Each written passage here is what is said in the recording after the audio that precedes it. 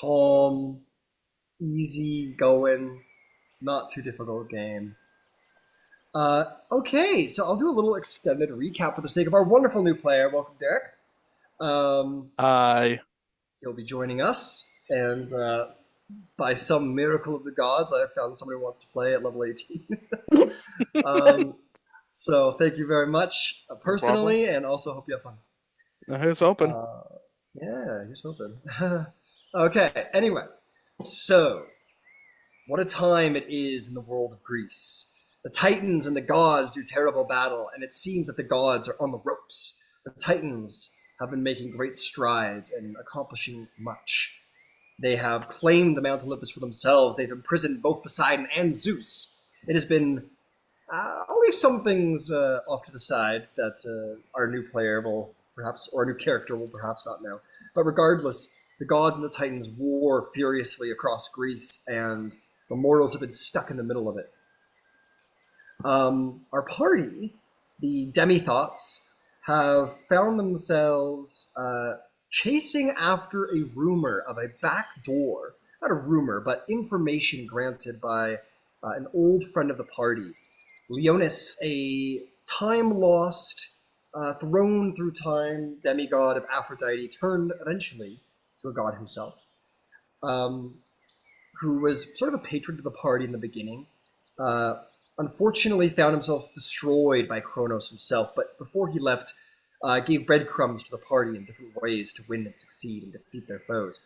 One of which was an apparent back door into Olympus through the lands of Gaia, through the lands of the Druids. You were told to go into Karastos, this small fishing village, and find your way there. And so you did. You went to Karastos. You found an adoring crowd as you, for the first time in a long time, sort of rejoined the regular populace of individuals, the common folk, um, who, who were very excited to see such grand heroes as the Demithots, these demigods and heroes of Greece. Um, with the help of a guide, you were able to find your way to the foretold waterfall. And through that waterfall, you've traveled into a most strange land where the grass and the earth grow quite intentionally. And more than that, it seems to possess a guardian, a massive creature, a reptilian monster with carapace, horn, teeth, and spine that roars at you with voracious anger. I need you all to roll initiative. It seems this journey will not be an easy one.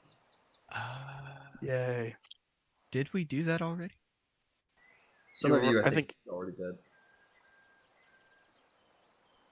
Battle I, music. I What's let me roll 18. Come here. Paper. 8.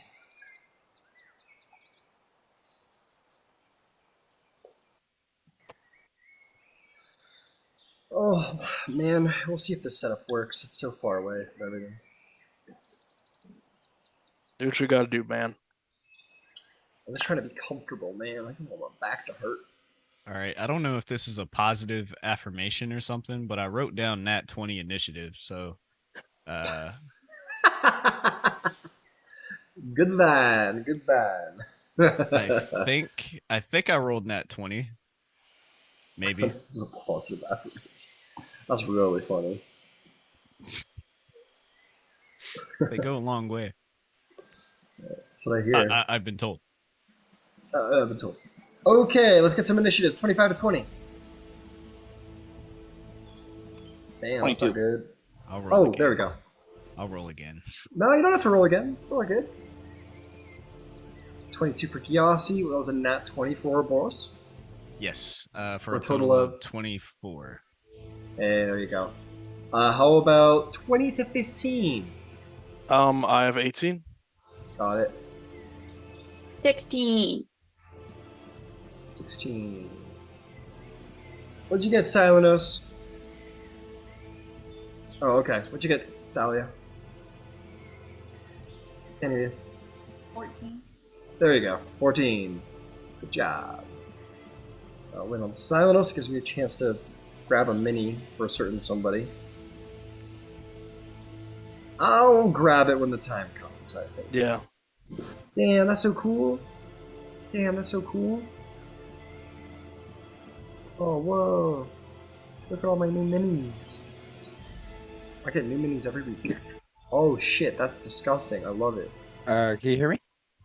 Yeah. Yes. Sorry about that. My mic just wouldn't pick up anything. 31 initiative. Holy fucking shit. Oh yeah, I forgot. Thanos is one man killing show. Yeah, you forget someone else is meant for this.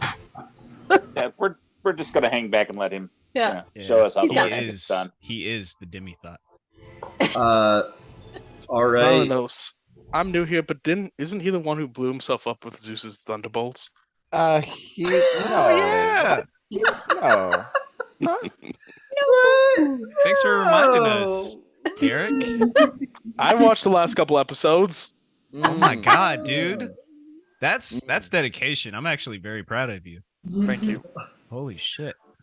Alright. With that said, and Silenos, you see this mighty beast quite enraged by your presence. What do you do?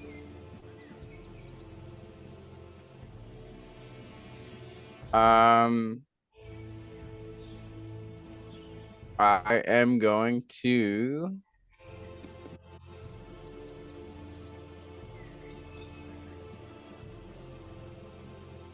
I'm gonna say my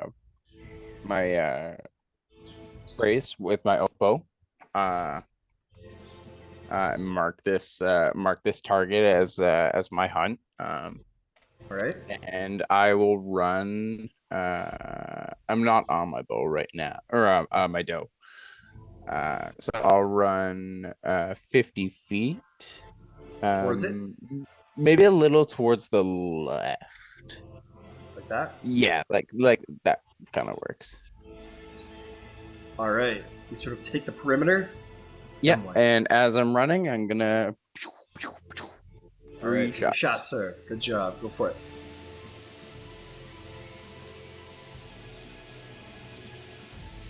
I'm so excited to use this. Dude, like when you showed the mini, I was like, bro. This shit ain't no joke. That's gonna be a 21 to hit. That does not hit. Okay, no problem. No. I'll take another shot. Alright, go for 21 it. doesn't touch. Sharpshooter again. Sharpshooter again. Fucking evil, dude.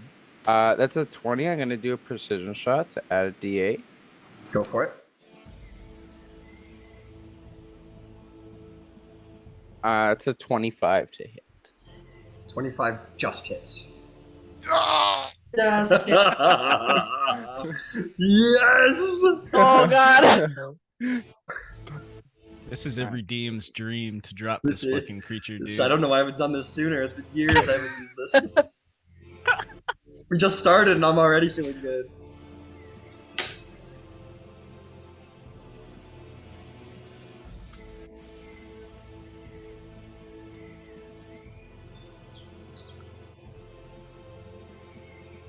If you can't hit a lot, Silenos, hit hard. It's true. That's gonna be 35 damage. Would I be able to add a D6 on from the Hill Giant Strike, or do I have to do that as I shoot it? It depends on the wording. What does it say? It's the once per turn when you hit a target with a melee attack, you can imbue it with an additional effect. Hill Strike, it must succeed on a strength saving throw. There's no way it'll fail, but it'll just give me a little extra damage. Yeah, it says when you hit, so yeah, you add it after you have successfully hit, so go for it. Cool. 23 to succeed. Okay. 38 damage on that shot. 38 damage. Alright, you deal the 38 damage and it surprising, like, it takes the damage, don't get me wrong, it hits into the carapace, but it sort of like, looks more uncomfortable than hurt by the shot. Yeah. I'm gonna bonus action Zephyr Strike, another 30 feet, and loose my last shot. Going this way? Yep. Alright, you lose your last shot, go for it. Sharpshooter again. Alright.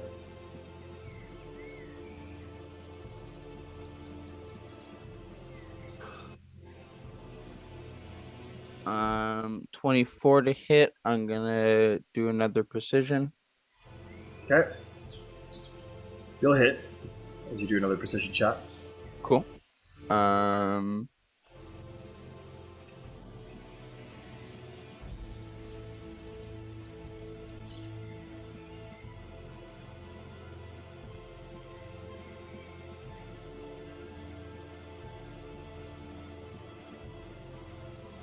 um,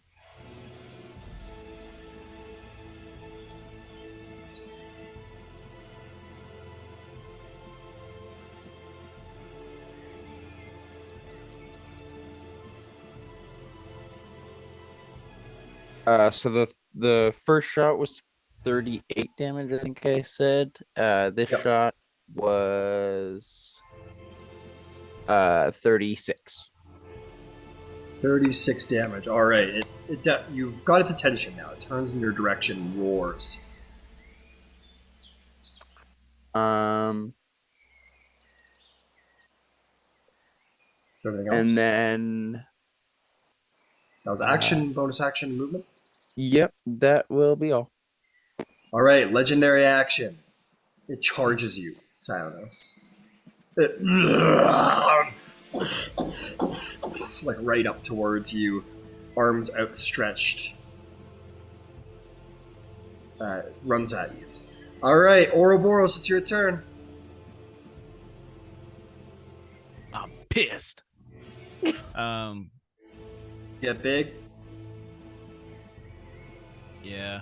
No point in using the spell. I'm pissed. And you embrace your giant blood and grow. Your heart grows 3 sizes. Along with everything else. Along with everything Yeah. else. That's right. This guy's gonna go places. Okay. Yeah, I think as I rage, he'll like kind of grab onto his weapon.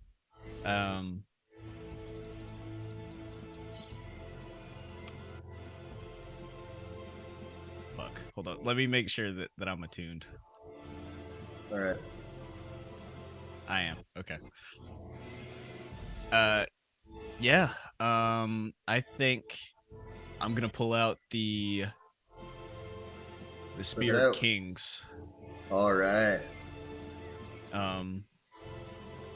And I can use the ability that this spear has, correct? If you're attuned to it, I am. go for it. Excellent.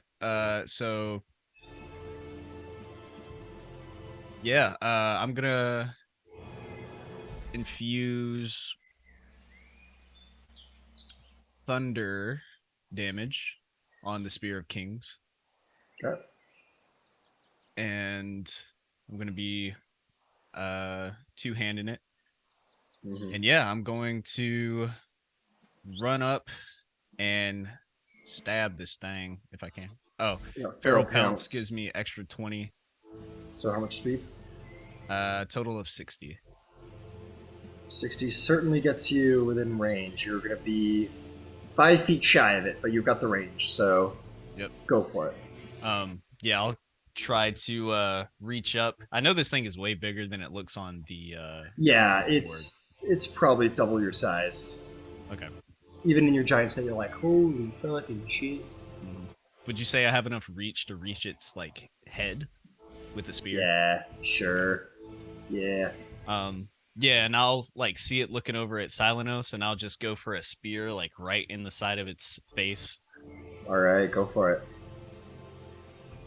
Okay. I can't wait to put up with your I won't go down bullshit in a Yes, minute here. sir. Yes, sir.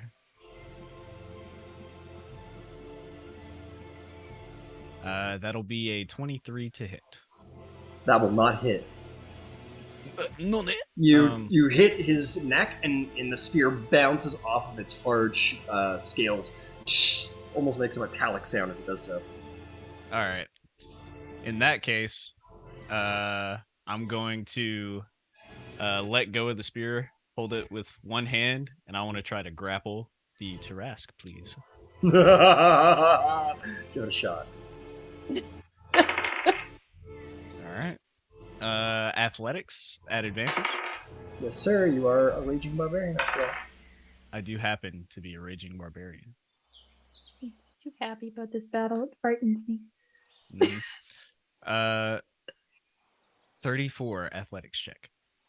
I think that'll do it. You reach up and you sort of grab your arm around its neck, and though your arm doesn't even fully reach around the side of it, you're more kind of like got it like that. Like you're trying to put your arms around like the neck of like a horse, or like for us, like a horse or some like a large neck cow or something like that. It's a huge beast, but you managed to grapple onto it. Mm-hmm. And yeah, I think I used up all my movement, so I'll just kind of hold it there in the middle of its charge. Got it. So as it's charging you, Cyanos, it's charging towards you, a spear sort of bounces off its neck. It doesn't notice as it keeps coming. Ouroboros' arm comes around, almost like clotheslines it under the neck, and he manages to get an arm around it. Just kind of, his feet dig about like 5 feet into the ground as he sort of puts the brakes on and stops its charge. Is there anything else, Ouroboros? That's it? Bonus action. Is that action. Yes, I believe that's it. Okay. It's going to, you have it, it's going to bring its claw up, and it's going to try it. Did you attack recklessly, by the way? Yes, I did. All right, it's going to bring its claw up, and it's going to, let me see, is it bringing a claw up, or is it bringing...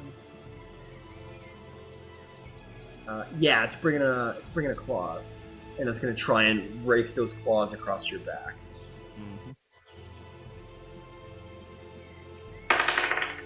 That's a natural 20. Nice. Am I close enough to silvery barbs? Let's find out. What's the 60 range? feet. You don't let me have anything. Just kidding. You have like a Start you have like a tall. challenge 30 rating monster. Dude. You're Come on. 75 feet. I'm 75 feet. Of course I am. Ugh.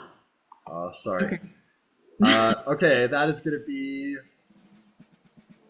Roll, damn it. Roll, bitch. That's going to just be... hang on. Yeah.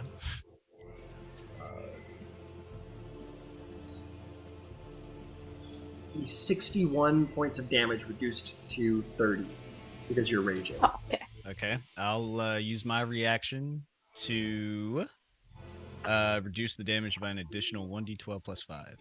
Got it. His claws pierce straight through your stony skin, and like you don't know this is a nat 20, right? Like you think this is just a standard damage, and you're like, "Holy fuck!" As he like rakes 30 damage out of you in this first shot. Is it? That'll be legendary action. Gyasi, what do you want to do, sir?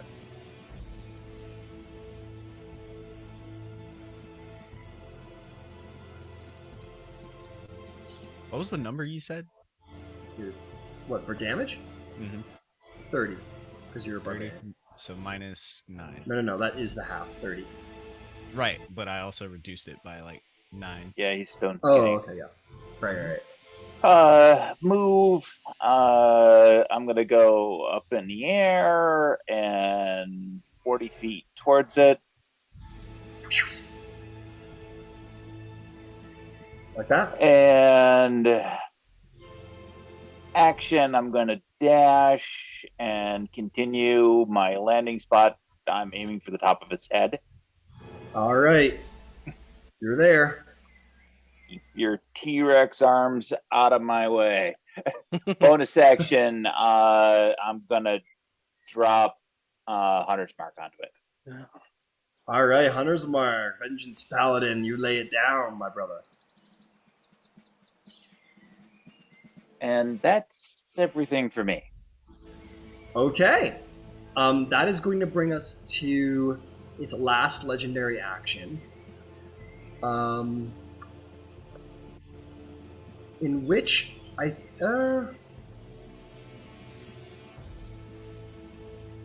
no, that doesn't end, so we're not going to do that. He's just going to do claws against you, Ouroboros, of course. I don't want you to feel like you're not getting your due attention. You know, that's really thoughtful of you, buddy, and I love you for it. That'll be a 35 to hit. I think that'll hit, buddy. All right. You're going to take 26 reduced to 13 points of slashing damage. This one doesn't hit quite as hard as the last. Okay. He kind of grits his teeth a little bit, like, and grins, and then like, okay. This is you're not a monkey, but this has got some King Kong versus Godzilla vibes. I gotta say, This is like shaking. Thank you, brother. I'm so fucking scared right now. I'm so fucking scared. All right, fantastic. That'll bring us to Katara. Katara, what do you want to do?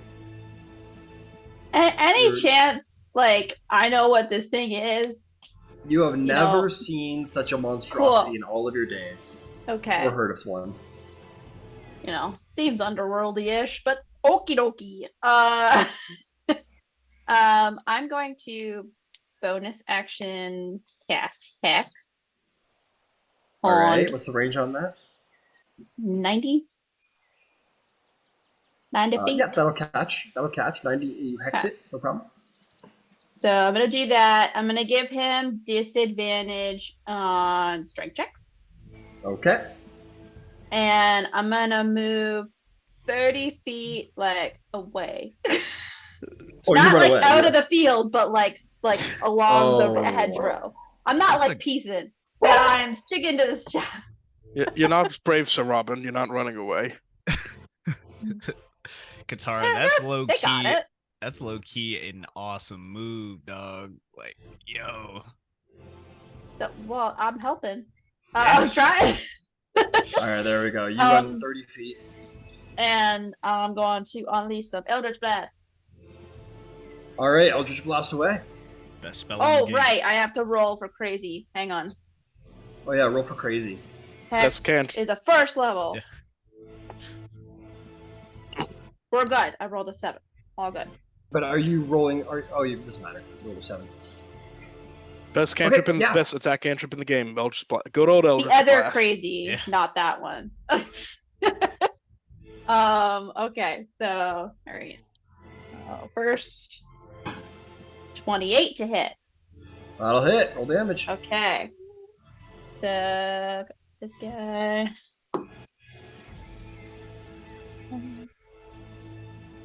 10 force and 2 necrotic for the first one. Hang on a second. Oh.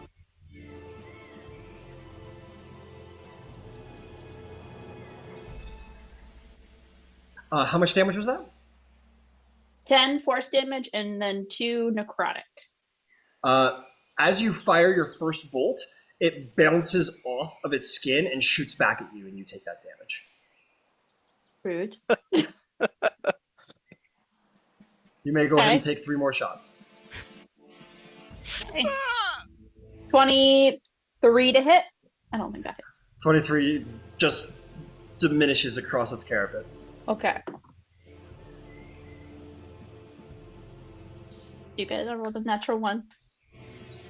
Roll me another attack roll to see if it hits Ouroboros. You'll have advantage because of how reckless he is.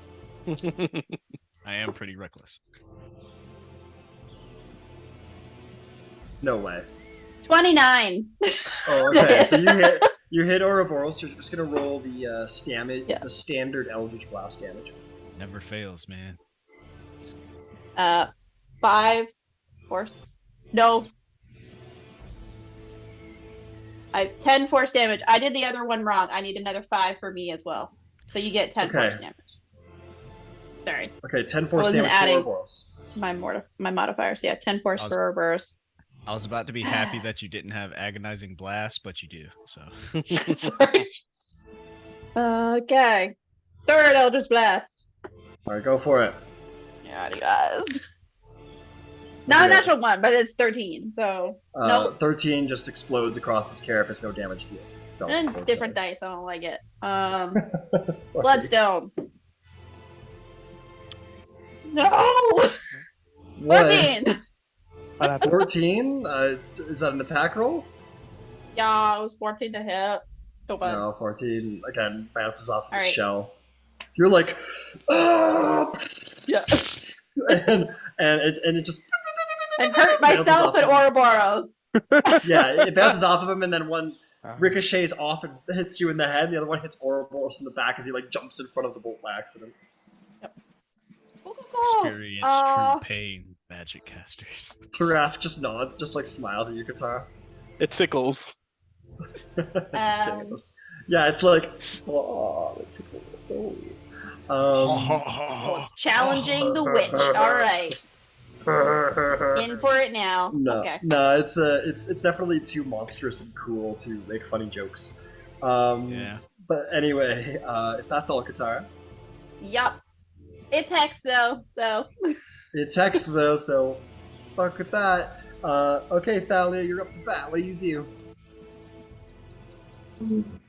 Who is within 30 feet of me?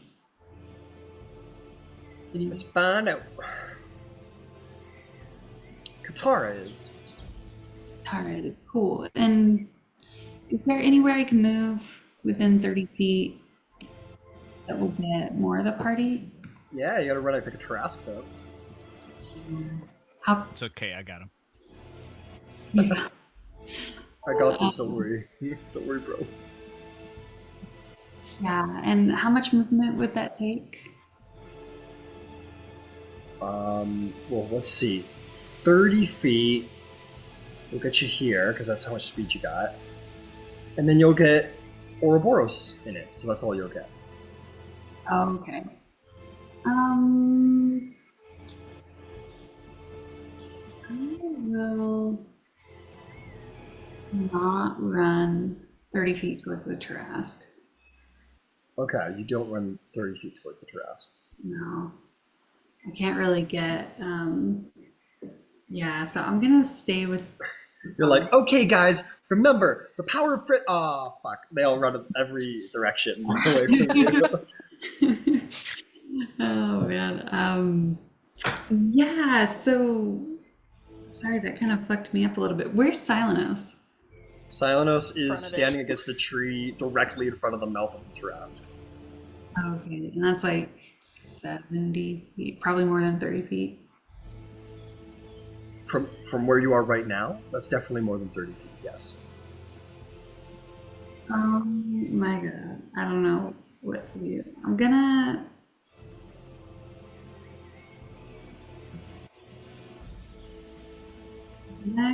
cast my new spell anyway.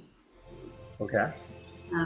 Holy Aura, and Katara and I are going to enjoy advantage on all saving throws and just have disadvantage on attack rolls against us. But all right, you got it. You focus in on your heart, your inner wellspring of magical power, and you permeate from it all of the raw emotion of protective love that you possess. And that aura spreads out and far from you in a sort of pinkish radiant white glow that will defend you and all of your friends who are nearby. And all of you see this as Thalia sort of becomes a beacon of protective light. Is it around us or is it the area? Just for context. It's an aura, so it's around, yeah. Around her, yeah. And then action cast Mind Sliver on the Okay. Is that a saving throw? Yeah, but I don't know, maybe I have to get closer, unfortunately, because yeah, that's only 60 feet. And you definitely have to get closer. Oh, I don't want to get closer to the bad guy. I'll distant cast it for 1 sorcery point. And that should be the trick. All right, and what do you need from me? An intelligence saving throw. Oh, just kidding. I'll move closer. Is it too late? Closer. It's too late. I've rolled it. Okay. Yeah. That is going to be a modified 20 to save. Oh no, he saves. The mind sliver sort of fizzles out as it tries to hit him, unfortunately. Okay, well, that's my turn. All right, good job, Thalia. That'll bring us to... Okay, here we go. Could I just have had Coriel move 30 feet closer on my last turn? Well, you sent Coriel up into the sky, if I recall. I just want to bring him 30 feet back towards the battle. Like, that would have... Sure. I just would have asked him to basically come back. All right, I don't know what your fucking problem is. Holy shit! Is basically the telepathic communication you get. I don't know what your problem is. I was just scouting like a tool. Oh no! Oh, okay, I get it. Coriel, you said Coriel to scout. Coriel, as the battle just started, like, oh, there's like a monster down there. It's like Coriel as it like appears from the forest. Get down here. Well, it starts moving towards you for 30 feet. Sure, there we go. Sorry about that. All right. Now, if it's okay with you, I'd like to take a Trask turn. That's okay. Do it. All right, what are we gonna see? Here? First things first, the Trask in Ouroboros' grasp lets out this horrific roar that almost makes the trees bow. Not in like a wind sense, but almost as if the very roar brings fear to nature itself, and you almost can feel the trees sort of tilt away in fear. I need everyone to make a wisdom saving throw. Including you, Derek. Oh, me. I'm so bad at this game. I forgot for a second. Yeah. It's okay. Wisdom saving throw. Wisdom saving throw. For Okay. all of y'all. It's pretty good. I think I passed 25. Yeah, you're good. First roll of the fucking game rolls a 20 for 25. Silenos. What'd you get, Talamus? 20.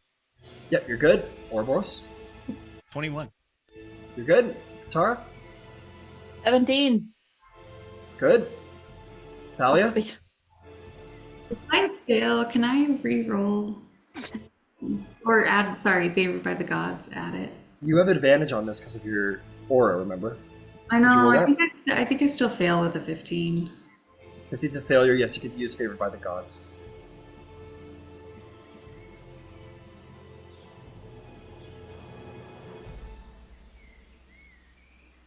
What'd you get there, Gyasi? 17. 17's a save. What the? Frightful Presence never fucking works in any of my games. No matter what. Never works. Fucking useless feature. Whatever. A cold monster for me. 19.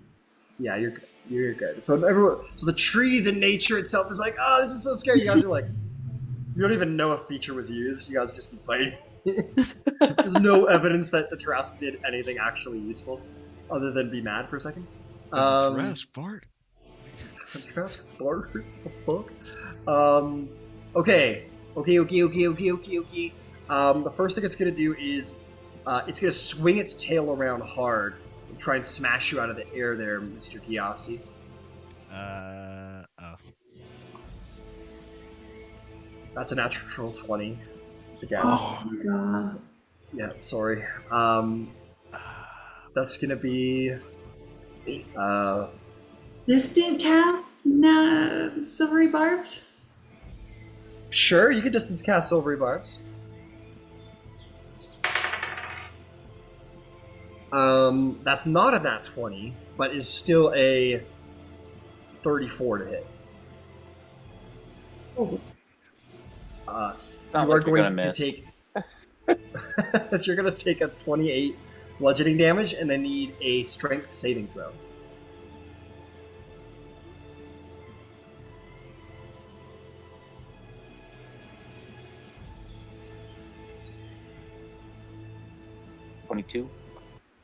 That's pretty good. 22 saves. You remain aloft, my friend. You remain aloft. Good job. man. It is then going to try and bite you, Gyasi, as you don't fall over. It sort of smashes you with the tail, and you kind of get thrown in the air, but you manage to catch yourself. But then you realize that like the small amount of movement that it pushed you, puts you right in front of its mouth, and it tries to lurch at you. That's going to be 38 to hit. You're going to take 46 points. Yeah, 46 points of damage and be grappled in its mouth.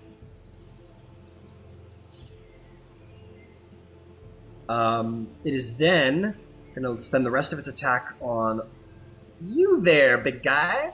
Ouroboros.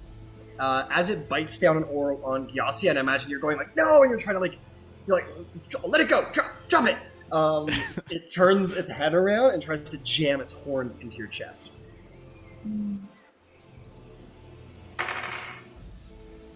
That is going to be a 29 to hit. That'll hit. You're going to take 27 reduced to 13 damage. It is then going to drag its claws. Oh no. Okay, it's going to drag its claws across your. Sorry, I almost dropped my dice. It's going to then take 2 claw attacks against you. That's going to be 31 to hit, and natural 20. Oh my god.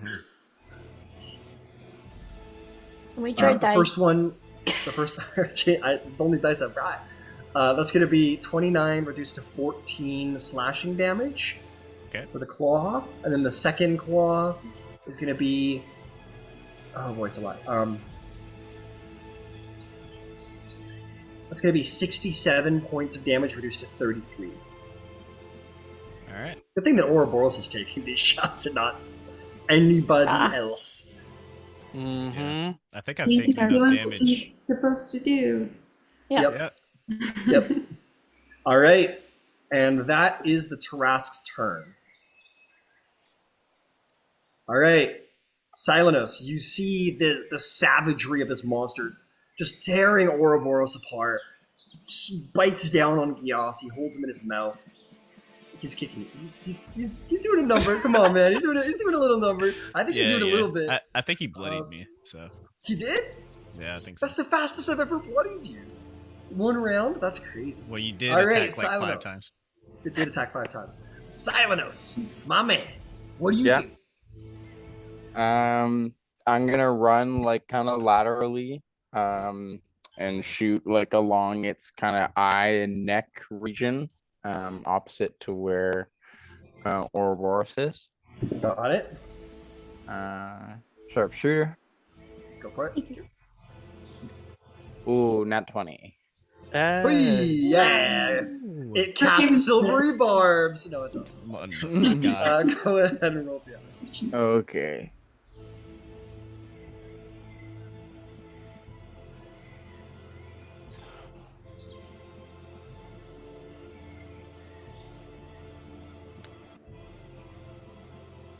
I'm gonna bonus action chromatic confusion with acid. So from the hide of Cerberus, I imagine that kind of necrotic venom is gonna seep out onto the arrowheads. So I'm gonna infuse it with acid damage, giving me 1d4 as well. Hell yeah.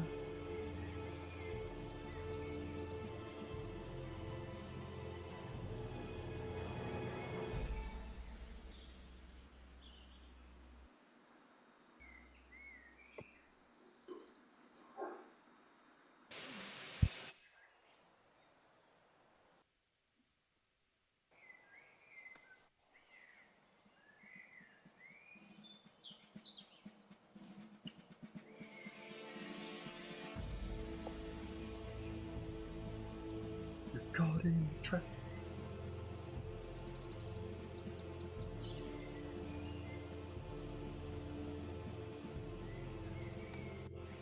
Okay, sorry, just adding it all together now.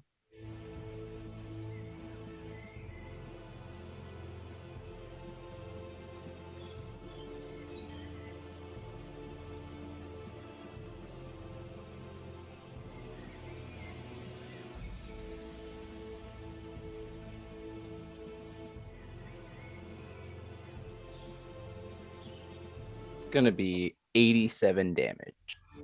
Nice. Hell 87 yeah. damage. Good job. That one hurt. You shoot it right in the neck, and it lets out another angry roar and sort of instinctively turns to confront you, but then Ouroboros sort of like holds him back, which does not make the monster very happy. Is there anything else, Silenos? Yep, second attack. I'm running it back. Yeah. Again, shoot. Yep.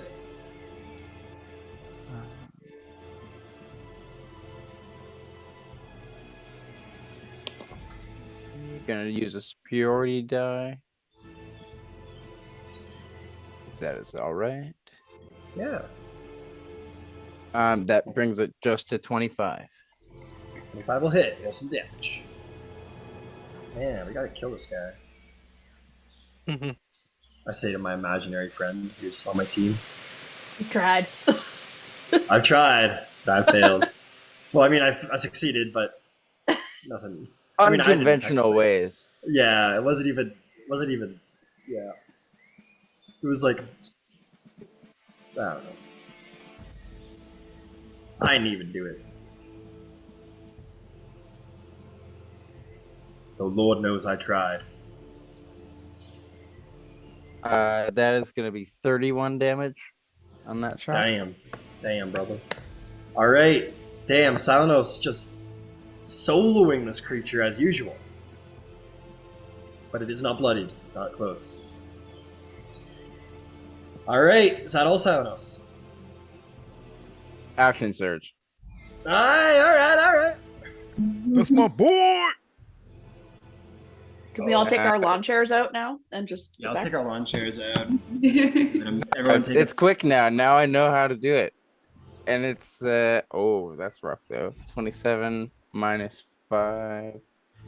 22. I'll use my last superiority die. Oof. 24 to hit on that. 24 just misses, bounces off the shell. All good. Stalker Artillery, I'll just pull another one immediately. Sharpshooter.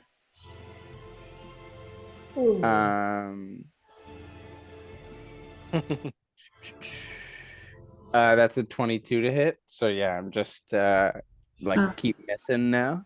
You get a little. You get like your first couple shots were precise, and this was just like almost like fury based, and you're just firing them without as much precision. Emotional seeing Gyasi there and stuff, and I'll just take this last shot, and I won't do sharpshooter. I'll just kind of aim in a good spot. I know I can hit. Go for it.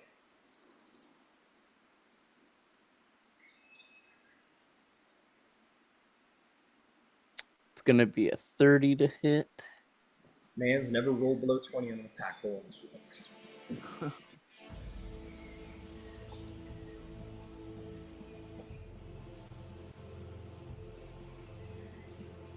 It's gonna be 28 damage. Damn. 28 damage. All right, you're just firing into this one. One of them bounces off, but the rest still hit true. An impressive barrage of arrows. I think back to the time when Silenos was like, "Yeah, I'll try D&D. It'll be fun, maybe." Now look at him. Incredible, man. You are doing serious damage, and if this thing was not held by your barbarian, you better believe, it'll be mad at you.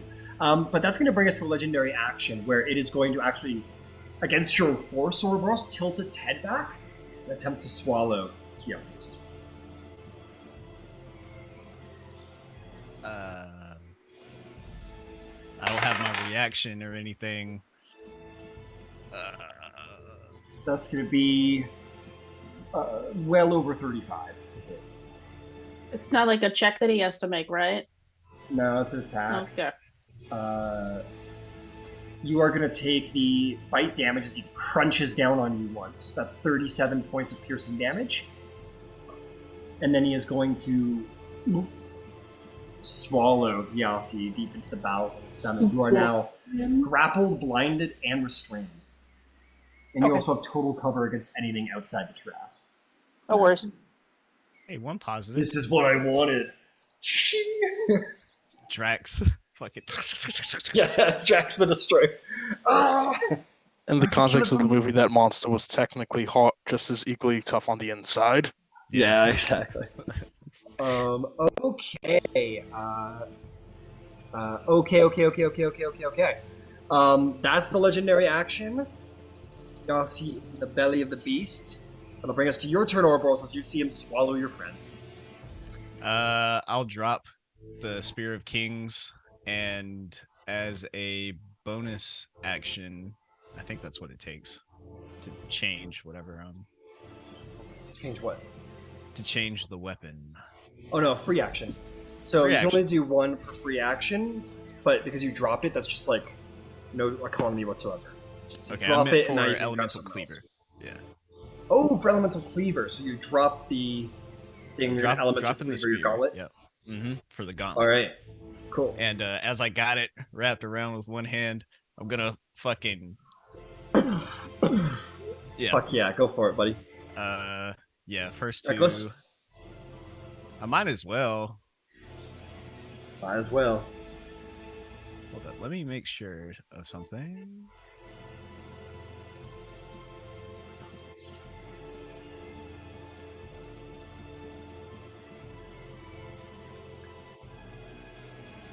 Yeah, I guess I could just do it. Okay. Yeah, I'll start attacking with the Atlas gauntlets. And recklessly, of course. Of course. Shakayate. Natural 20. Hey, nice. Hey. Roll me some damage, brother. Alright. So 2d4 plus 6. Alright. It rolled 2d4 on that.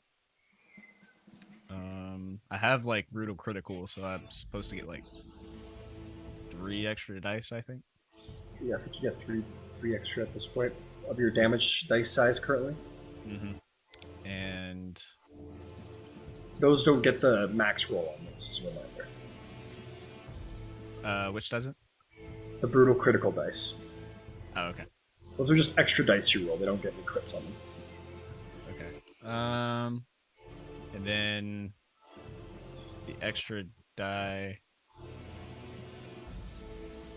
should be 3 extra.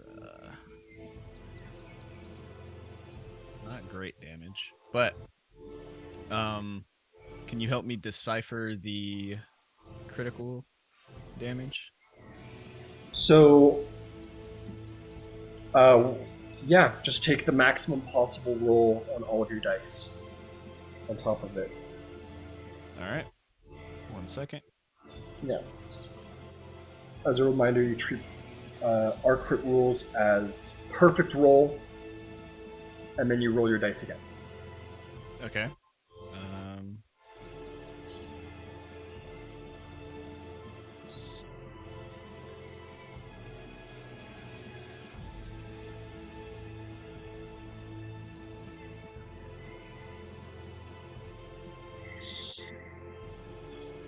Elemental Cleaver, same rules? I don't know. The dice count on your crit, if that's what you mean. Okay, got it. Yeah. Oh, what damage did you do for your elemental cleaver? I did. I'm. It's 2d6, but I rolled Lightning, right? 6. Oh, yes. Okay, cool. No, thunder, I believe. Oh, sure, thunder.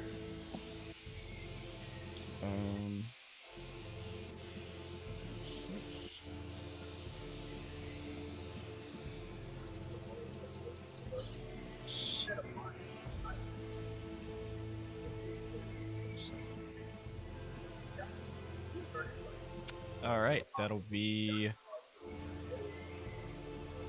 39 damage, I think. If All brutal right. critical doesn't work with the whole critical thing. That's correct. All right, 39 damage. You punch him in the head so fucking hard. So hard. You get fire damage on your gauntlets, right? I think that's only when I do overdrive. Okay. Yeah. All right. Second attack. Yes, second attack. Actually, I don't think I can do that this time. Yeah, I'll just run up the charges. Yeah, second attack.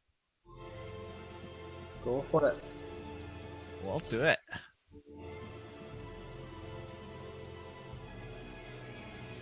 That'll be 29 to hit.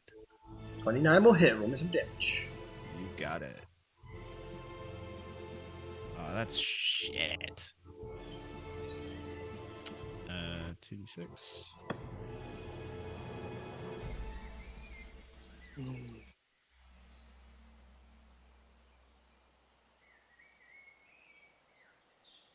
That'll be 15 damage this time. All right, you bash it across the head, and you get another one like right in the ribs. It's a tough goddamn creature, but you're doing your part. Is there anything else? I believe that was bonus action. For movement, I will drag it back away Towards from Thalia? Silenos. No. Away from Silenos and away from Thalia. Probably to the left side of that obelisk there, but to the left of it. So like there. Yeah. How much speed you got? I have a total of 40. So you can drag it 20 feet this way. Yep. All right. Actually.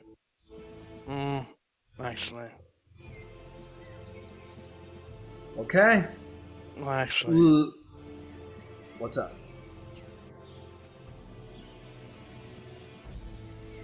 Nothing? Okay. Legendary action. He is going to take his claw attack on you, Ouroboros. He's going to try and continue to wear you down so you can get away from your ass.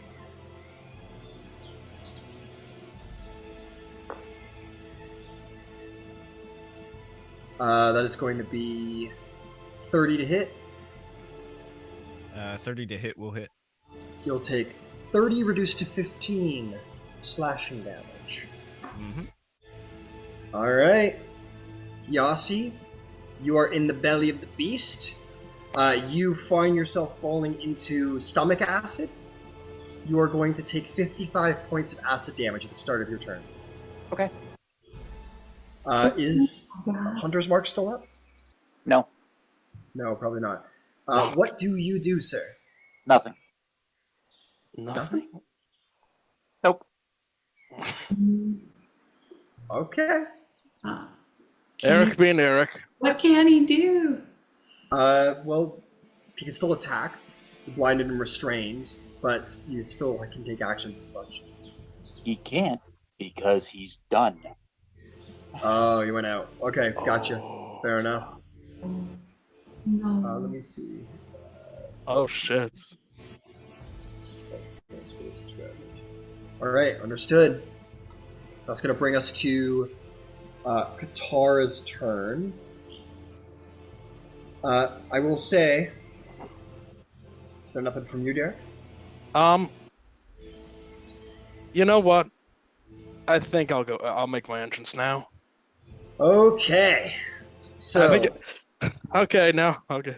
Why don't you do me the favor, and because you might not be as you are right now.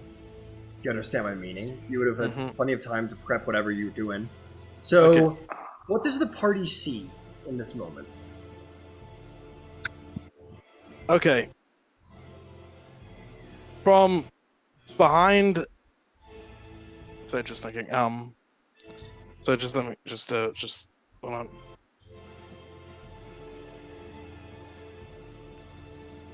Okay. Yeah, just let me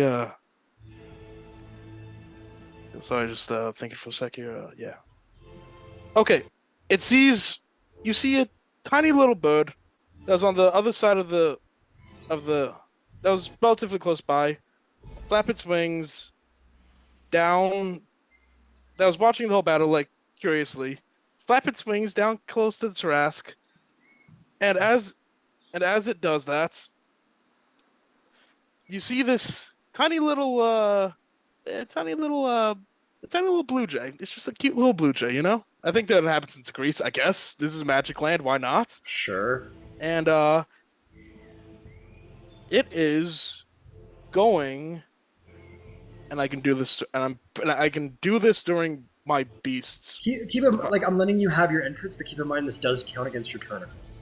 Like, if you would have prepped anything, that's fine. But whatever you do in this moment does count against your turn. Okay, hold on.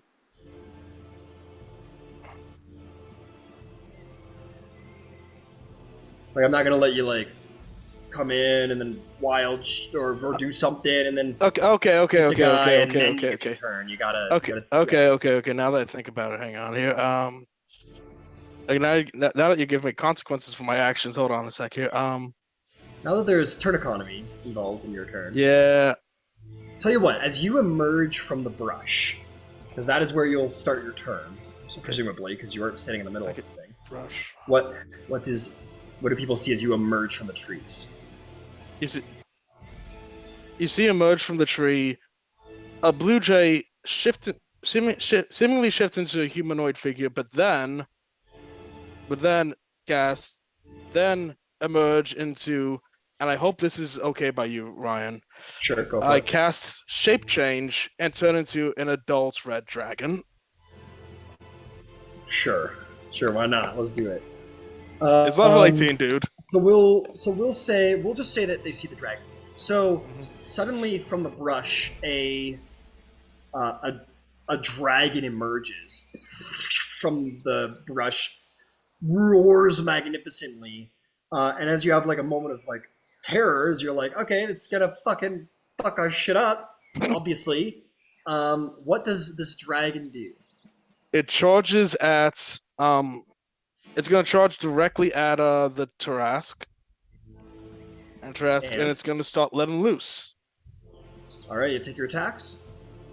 Yeah, hang on, just red dragon Flying adults. Yeah, just getting the stats up here. Okay, I got the stats for red dragon here. It's gonna attack and it's gonna does frightful presence do anything? It says it's a free action against specifically enemies of the Trask. Against the Trask. You're taking your attacks against the Trask? Yes, yeah. Okay, yeah. All right, go ahead and take your attacks. Okay, hang on. Okay. No, he said frightful presence. Yeah, frightful presence. It has frightful presence. It says it's a free action.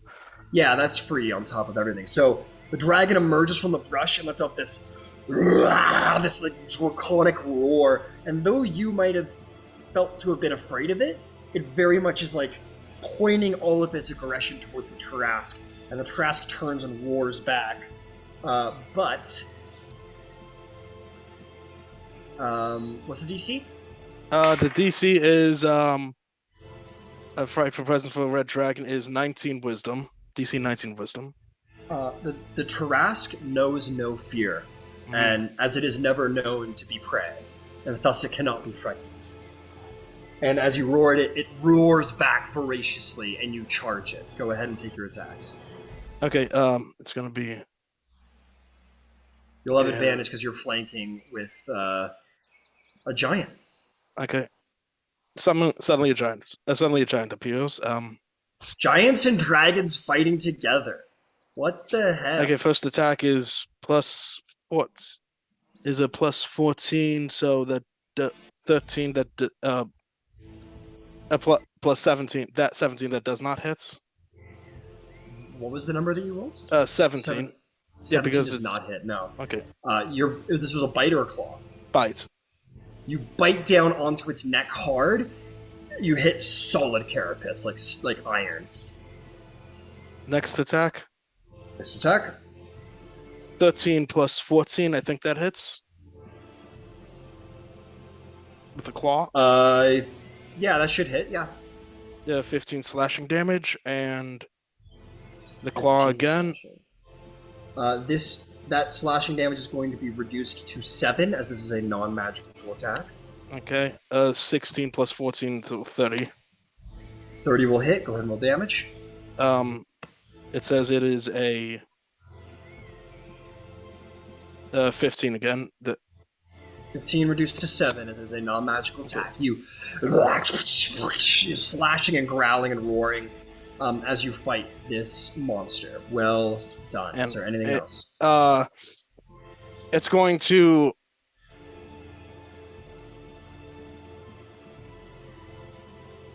It's going to use a free action to speak Draconic. Like, I presume I speak Draconic.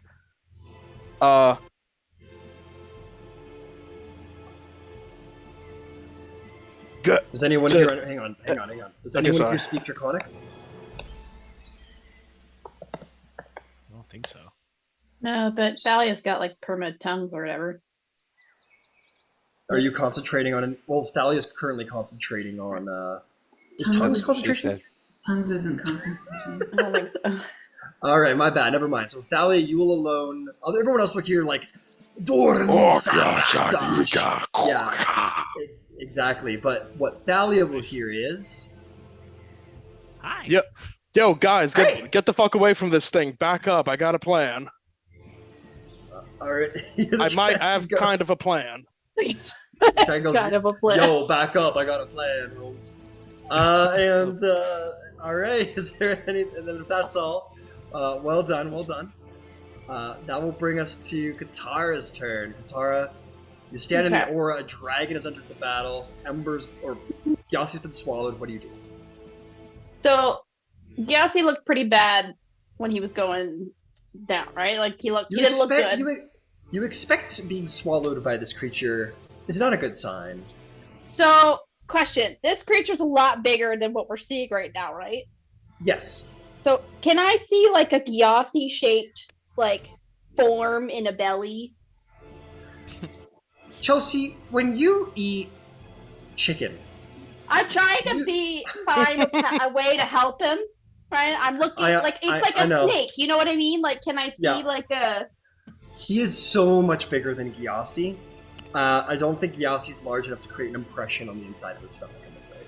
Can I gauge for belly? Is it like a person eating a grain of rice? Yes. Maybe not a grain of rice, but it's like... I think it's like a person eating a chicken nugget. That's this is a bad idea. Oh no, are you... Oh my god. Are you doing this? Are you doing what I think you're doing? I'm thinking about it because I could try to help him out, but I need to get in there first. I'll tell you what. I'll make you a deal. Make me a medicine check to see if you can look at the autonomy of this creature. Okay. And see if you can pick out where its stomach would anatomically reasonably be. I'm not good at medicine, you guys. Nobody is. Okay. I actually studied biology for 2 semesters. 10. 10? You think you're pretty sure you know where the stomach is? Fuck it. Dimension door into the belly. Yes! Oh no. Yes! Yes! You dimension door. Okay, we're gonna roll something. I want you to roll I feel me... like, can I just say, I feel like Katara's friend tells her that that's the idea. Yeah, like, yeah. We need Katara, the captain. Even And your Katara insane goes, person yeah. is like, wait, what? No. Should we help him? And you do it. Oh my god, it's incredible. You need to go inside. And I'll tell you what. Here's what we're gonna do. For a 10, I want you to roll me a d6. So long as you don't roll a 1, you'll end up where you want to be. okay. God, it's terrifying, guys. You chose to do it. 6. Okay. Nice. Mm-hmm. You're like, yay, I did it, and suddenly feel the horrific acid burning feeling of the inside of the Tarrasque's stomach, That's good. which we will get to later. But for now, you do feel you're blinded. You're restrained inside of solid stomach belly, and you do feel a furry humanoid Great. presence next to you. And because I'm still telepathically bonded, I'm gonna tell Coriel to get as close as he can to this thing. He goes, are you fucking kidding me? Okay, fine, shit. Do it. I did not get the good assignment. And then flies and starts dive bombing towards the Tarrasque. Like, and he's like, I must be a fucking idiot. And he's just flying towards the Tarrasque. And that is my action. I don't really have anything I could do with bonus action. So yeah, I just grab a foot. Hold on. It's not hard. You two are like shoved Great. against How each what other. I wanted it to be. Stomach muscle shoving you together, sloshing around in stomach acid. All right, Thalia, Katara disappears and you don't know where to. Gyasi's disappeared. You know where to. And there's a dragon. What do you do? Yeah, hearing what the dragon had to say, and an enemy of my enemy is a friend, I'm gonna translate and say Silenos and Ouroboros to back up. The dragon has a plan. Okay. And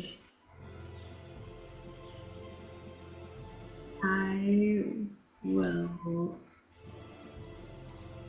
Oh gosh, I'm like struggling in this battle. Can I move 30 feet closer? Everyone Ryan? back up. Runs towards the dragon. I'm Object so far away interaction. now. Throw my dough figurine to her across the battlefield. From this distance, I don't. How think far? so. How far? Oh yeah. From like 80 feet away, I don't think so. For Bad, an I improvised failed. weapon, the range is 2060, so you won't be able to get it to her. Okay, all good. And it also takes an action to take something out of your pocket and throw it. So anyway, Thalia. Could I move 30 feet more along the lines of the bushes and not like in the middle? All right. Like that? Yeah, that's better. Cool. And I think I'm just gonna try to work on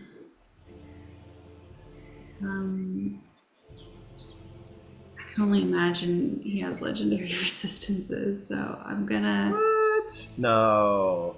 I'm sure everything does at this level. Never.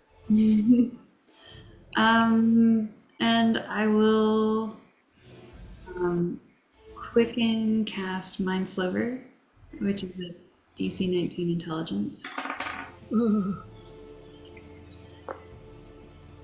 That's going to be 18 to save. No, failure. It's a 19 intelligence. All right, do some damage. No resistance? You sure? Oh, Resist? yeah, no, you're right. Okay, sure, yeah, I'll use a legendary resistance. Yeah, he saves. Use them up. Spend them. Spend them. Sure. I don't know. That's all I've got. All right. Well, I'm sorry. I mean, I still have an action, but all I've got is to burn the resistances. I don't know what else to do. And then I'll action cast. I don't know. Things were like bouncing off of him, right? Is that what was happening? Missing, and one of them bounced off of him. Yeah. No, I thought Katara hit him like a bunch of times with something, and they. One friendly fired Ouroboros into that one. One bounced off of him and hit Katara, and the rest of them missed. Oh, so they didn't bounce. I mean. No, they just missed him. They just missed. Didn't beat AC. Oh, I thought they were okay. One ricocheted back at me. That was the only other. The only one that hit did ricochet off. Yeah. I hurt myself. Okay. I'll cast.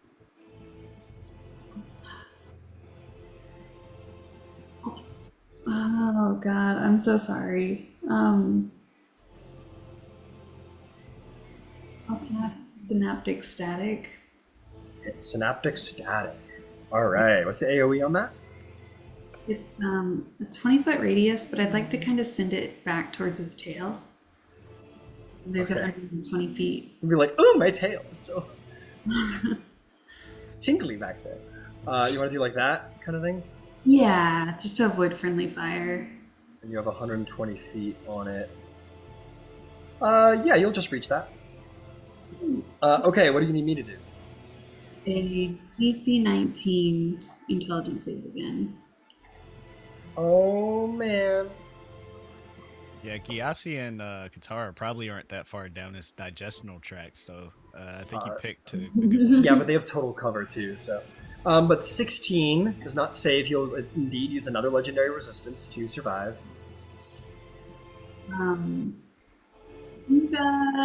He'll still take half as much psychic damage. Okay.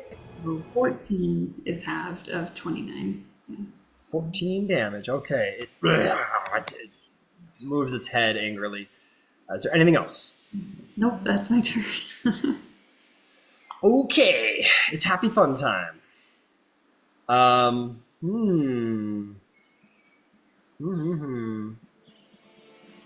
I think it's gonna still focus on you, Ouroboros, because you're the major damage dealer. You feel like this dragon's coming, is like nipping at him and stuff. I think he deserves one attack, but I think the rest are going for you. Let me check something here. I don't know. Dragons are way more terrifying. Yeah, but they don't punch as fucking hard as you do. What? Nah. Well, it was like you've been going, bam, bam, beating the shit out of him, and the dragon comes over and is like, for like 14 damage, whereas you're doing like almost 50 damage around. It's like, yeah, we'll keep fighting the big one. Let's see here. What size creature? You're an adult dragon, so you're a huge dragon, right? Yep, I'm huge. I'm got it. huge. Okay. Huge. Huge. All right. Huge. Just huge. Just so huge. China. China. Okay, we will do a tail attack against you, Derek. That's going to be a natural 1. It'll miss. Haha. But he is going to spend the rest on you, Orable. Uh-oh. No, he's going to spend the rest on you, Orable. All right, it's a bite. That's going to be 33 to hit for 43, reduced to 21 damage as he bites on you and grapples onto you.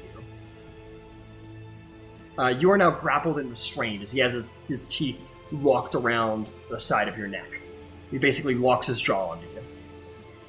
I hate grapple rules because I can't fucking restrain unless I have the grapple shit.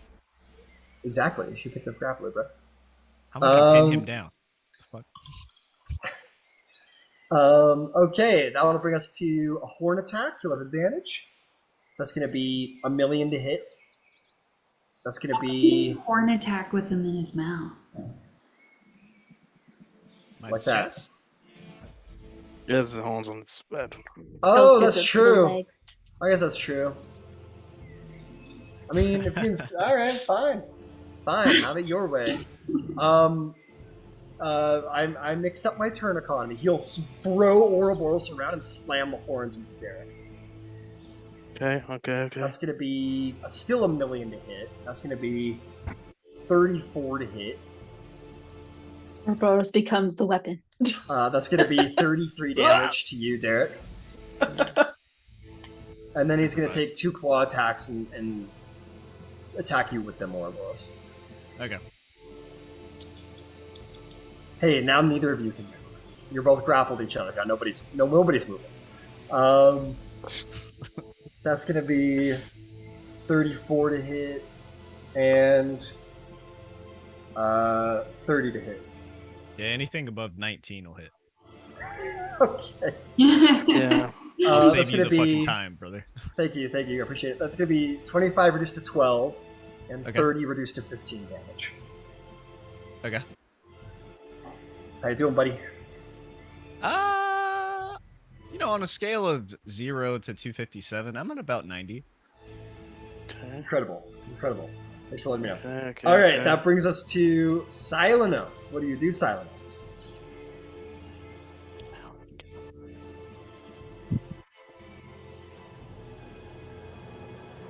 Yes, sir. I am going to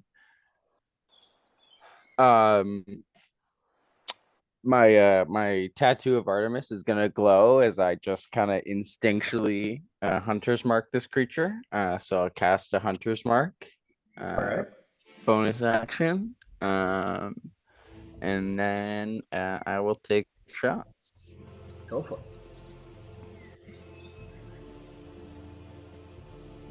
Non-sharpshooter. By the way, Derek, make sure you're succeeding your con saves because I believe Shape Changer is a. It's a concentration spell. It is, but do I use dragon? Do I use my concentration or do I use? Use the beast. Okay, I use the will beast. double check the reading. I haven't seen Shape Changer used much, but I'm pretty sure used the new statistics for physical stats. Let me double check here. But anyway, keep going there, Sonos. Yeah, you do use the beast. Okay, use the beast. Okay, hang out.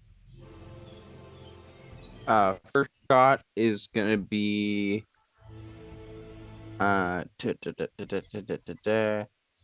just gonna roll one more d4 for a hill giant strike. So strength save DC 17. I don't think he can fail it, but maybe he not minds. Nope, he succeeds. Okay. So that will be 31 damage. Does have 7 disadvantage. 17 for the concentration. Does that work? You're good. Okay, good.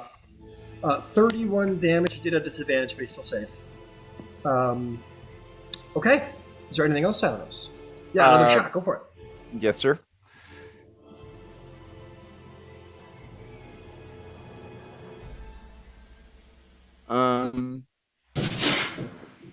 I'll go for one more sharpshooter. All right. How about you? Should not have. 20 to hit. Just gonna draw another one. Non-sharpshooter. Go for it. 23 to hit. Miss. Bounces off. That's all. I will just Run. take my movement. Yeah, running towards Thalia. All right. 40 feet of speed. 40 feet towards Thalia. Fair enough. Fair enough. All right. That's going to bring us to a... Yep, that'll be all. That'll bring us to a legendary action. He's got you bit and restrained. I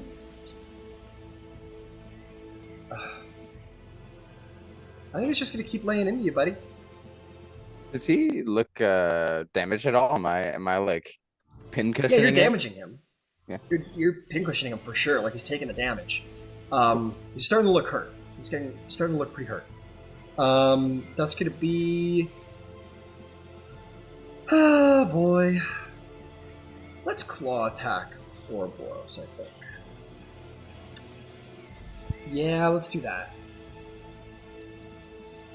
Throw some sugar on me. That is not a nat one, so he'll hit. It's going to be 26 reduced to 13 slashing damage, Ouroboros. Yes, sir. All right, it's your turn, Ouroboros. What do you Run. do? You're grappled and restrained. I am going to. The dragon says run. He doesn't understand you. Yeah, understood. Yeah. Understood. I know. You understood Thalia, though. I did. But I don't. You also look at can't run Thalia or on the move best of right days. now, so it doesn't fucking matter. Ouroboros just as a person doesn't understand what run means. You never learned that one. That's not a. Never learned that, but that's a trend. Yeah, I only know 2 words: fight or die. Technically, that's 3 words. That's good. That's good. That's good shit. All right, so I'm gonna use a bonus action to on my gauntlets to use vice grip, and I think I just want to, with the arm that's around his neck, I just want to squeeze and like flex my bicep until it destroys some of the armor on this creature. He goes, I'm built different, and flexes.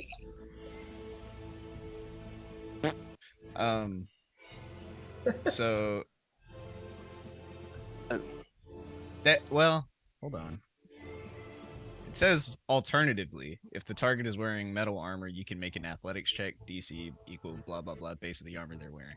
Yeah, they're not. It's not wearing metal armor, so you're not going to be able to like destroy Can't its armor. break his armor though. No, this is natural armor. This is like it's skin. This is. Then I want to rip his skin off. Well, sorry, bludgeoning damage. You never pierced the skin I've got fingernails. under your gauntlet.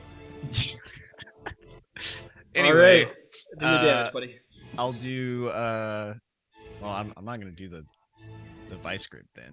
I'll just use a bonus action to do overdrive strike. Hey. And I think I'm gonna.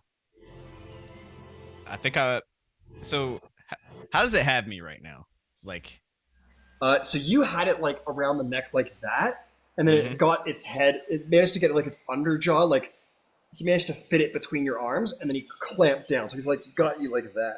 On the shoulder kind of deal? Yeah, he's got like you fucking like lock jawed in there. Okay. Cool. Yeah, I'll do a first attack. I would like to reach down his throat if I can. You can't. Because I can't. He's like his jaw's like this. Like how are you getting your like you know what I mean? Yeah, I feel you. All right. And even if you could, I wouldn't recommend putting your arm in his mouth. Well, you know, we do crazy things for the ones we love. So I'm going to bonus action. Kill him and then do it. Overdrive strike, and then yeah, I'll make this attack with advantage. Motherfucker, All right. I can't run. What are you? Sorry, Okay, yeah, sorry. No, you're Sorry. good. I'm just playing. All right.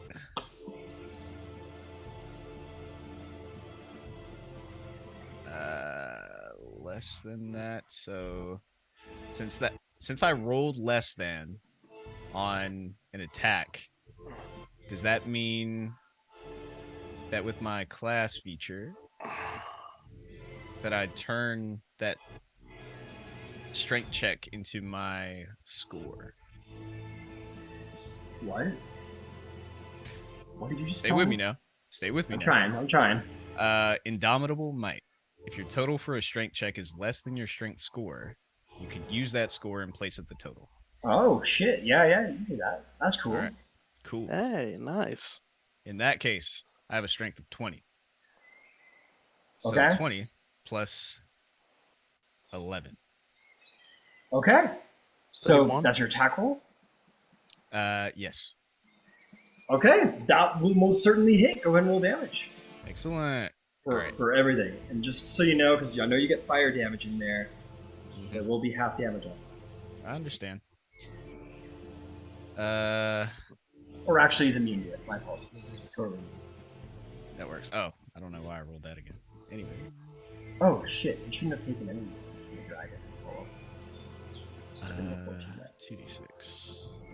And So just so you know, Derek, for your Yeah. sake, when Yeah. you were attacking it as a dragon, trying to Yes. place your claws through it. Yep. It- Nothing. I was well, here's the thing. According to a druid, oh no, wait a minute. This isn't primal strike, but then again, this isn't primal. This isn't a wild shape. It's a shape It's not. change. So it should. So it's still like okay. So Yeah. okay. So it does no damage. Okay then. It just like Okay. Like yeah. I thought. you're doing everything you can, but your claws are actually probably like snapping and breaking across its carapace. As Okay. it is completely unaffected. Okay. Okay. All right, so Ouroboros, go for it. We'll All right. yeah, go for it. I've got. I'll add it up.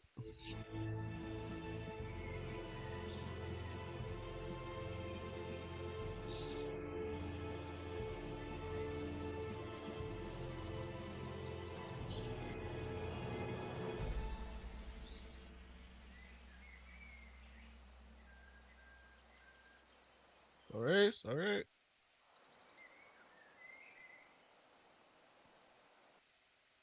Okay, now.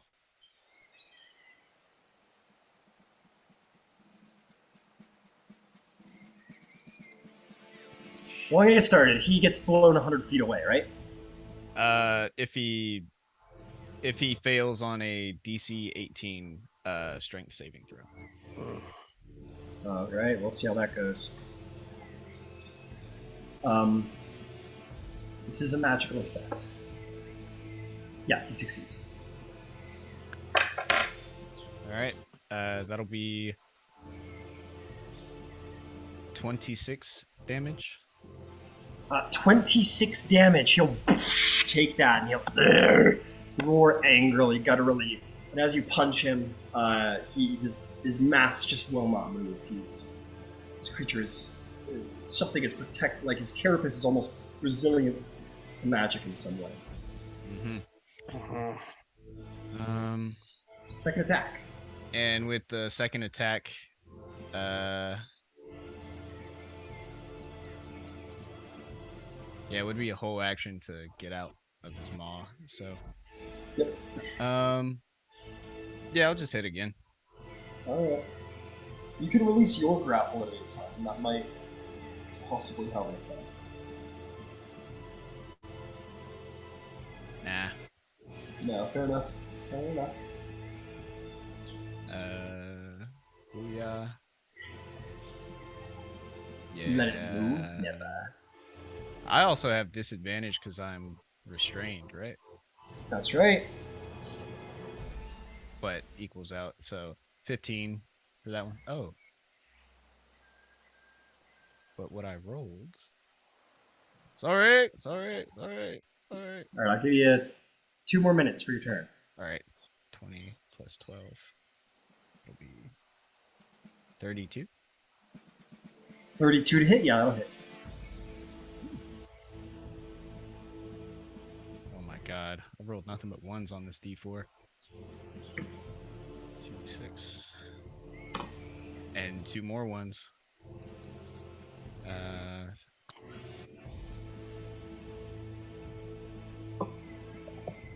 17 damage. Accounting for the rage damage that I forgot last attack. 17 damage, got it. Alright, punch it again, it's bloody. Is there anything else? That was everything. Alright, legendary action. It's gonna put a claw into you. That'll hit. That'll be... Oh my god, it's much damage. It's gonna be 18 reduced to 9 damage. The lowest it's ever rolled. Wow. Okay, yeah, maybe its overstrike just kind of threw it off and it only kind of managed to half catch you instead of the full usual rake. Gyasi, I need a private death saving throw, sir. Just one thing, I totally forgot because it was a new thing for Gyasi. He is under the gift of the protectors thing, so he would have gone back to 1 hit point at some point, so it might help him with like a death save or something. Because it's like when he's reduced to 0, everybody's protected and they go to 1 hit point. I forgot about that because it was a new thing. Well, that Yeah, but he's changes also things grappled. quite dramatically. I'm so sorry. I know that I've realized it like literally at this turn. So here's what I'll say to compensate for that. I'm sorry. For whatever reason, this is the first time the book is doing it, so it's kind of like feeling lazy. It goes, oh shit, and then it kicks in. So here's what I'm going to say to kind of balance it out. You'll probably drop to 0 at the end of your turn if you don't get out again. So rather than do your damage at the start of the turn, I'll do it at the end of the turn, and we'll say you have 1 hit point right now. So you just immediately in this moment get 1 hit point, and then I'll I'm sorry. damage you at the end to compensate for the missed turn. It's all good. It's all good. It's a new feature. There's a ton of shit to remember at this level. It's all good.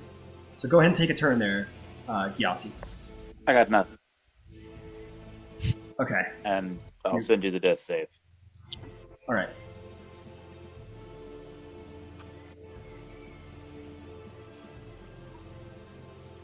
Send it in Zoom. Understood. Thank you. Got it. Okay. That will be Gyasi's turn.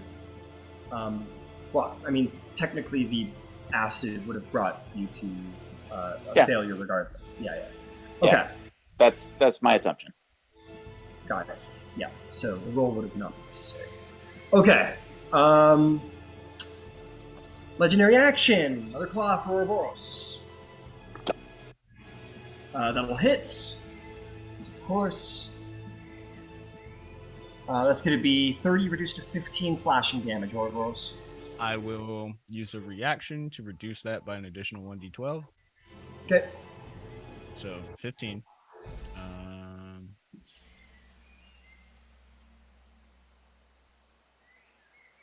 Reduced by 10 for 5.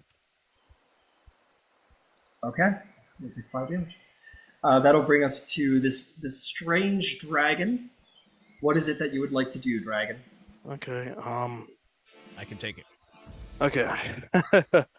The dragon.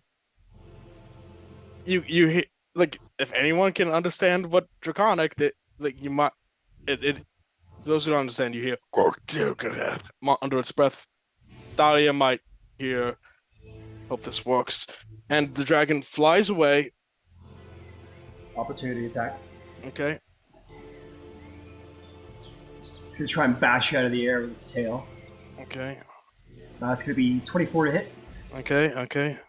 You'll take 19 bludgeoning damage and need to make a strength saving throw as a dragon. 19 bludgeoning damage. So you're going to fly straight up, is the idea? No, away. So which way's away? Towards the rock, like like its tail looking away. Keep going. Well, we're going to stop you here because this is where you get. Okay, that's when I get attacked. So I need a strength save. How much is? What's the DC? I'm sorry. What's the roll? Hold on, I'm sorry. Okay, strength save. So, okay, Dex. Strength save. Okay, strength. Okay. What's the DC? What's the Okay, roll? hang on. Oops, rolled 2 by accident. Sorry, hang on. Okay. I'll tell you the DC as soon as you tell me. Okay, it's 18. 18. That is a failure. You are you smashed out of the air and you hit the ground hard as you land prone. You are 15 feet up in the air. You will take a d6 of damage. You take a whopping 5 points of bludgeoning damage as you hit the ground prone. Okay. You can get up to half of your walking speed. So you used 40 feet. How much walking speed does the dragon have? Okay. Flight speed has 80 flying speed. Cool. How for much feet. walking speed? 40. Okay, so you are, unless you dash, you are out of movement. Okay, can I stand back up? You've used 40 feet already. Yeah, you can't stand back up if So- you don't have any movement. So how speed? I understand. So how speed works is, let's say you've got 80 feet of fly speed and you've got 40 feet of walking speed. When you use speed, it takes from both. So even if you're flying, it still counts against the walking speed. Should you land after 40 feet, you're at a walking speed. You've already spent that much speed this time. Okay. Unless you dash, you're on the ground. I also need a concentration saving throw. Okay, can't say. Okay. First time. So everybody, first time playing a druid. It's all good, man. 30. Yeah, you're fine. And that's not even using Warcaster. No problem. So Okay. what would you like to do with your action or bonus action? Okay, like the dragon lets out a deep breath as it's on the ground, and it casts, and you hear this a spell cast from it. Okay. It's gonna cast. Hopefully this works. Can It's you gonna cast spells in your new form? I mean, it's a concentration spell. Check, hang on. You transform into another representative creature, one without any class levels or spellcasting traits. You gain statistics or replace the statistic of the chosen creature, though you retain your alignment, intelligence, and charisma scores. You also retain all of your skills and save and throw proficiencies in addition to the enemy choosing this creature has the same proficiency you are able to. Yeah, you don't have any spell casting in this form unless you drop concentration and become yourself again. Yeah. That might be a druid thing later on in one of them. Well, this is a spell. This is shape. Yeah, wild shape gets wild shape would be different. Wild shape's a different thing. Okay, like the dragon lets out a deep breath, like, and you see it shrink back down. For those who can't see it, and you see a humanoid figure, and she, as she's on her back, she looks out and casts plant growth around the creature. Okay. So that's a 150 foot radius. That's a 100-foot radius, right? 150-foot radius for ranged cast. 100-foot radius for. Yeah, 100-foot radius sphere. So you'd want to do like this area? Try to capture as much of the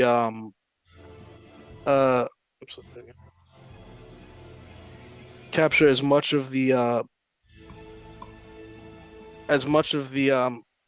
well, actually it's not that big. Now I actually see it. Can I move it downwards to capture enough of like the Trask? Like, actually, well, that's what. Now sorry, it's just that now I actually see what 100 feet actually is in the game. Right. Yeah, screw it. I'm just gonna. Well, actually, we've all been there. Yeah, okay. Now that I actually see, I'm gonna change my mind. I'm sorry. Okay. I'm gonna cast. Hang on. She reaches out and she's gonna cast reverse gravity. Okay. Reverse gravity. So shape changes down. Reverse gravity.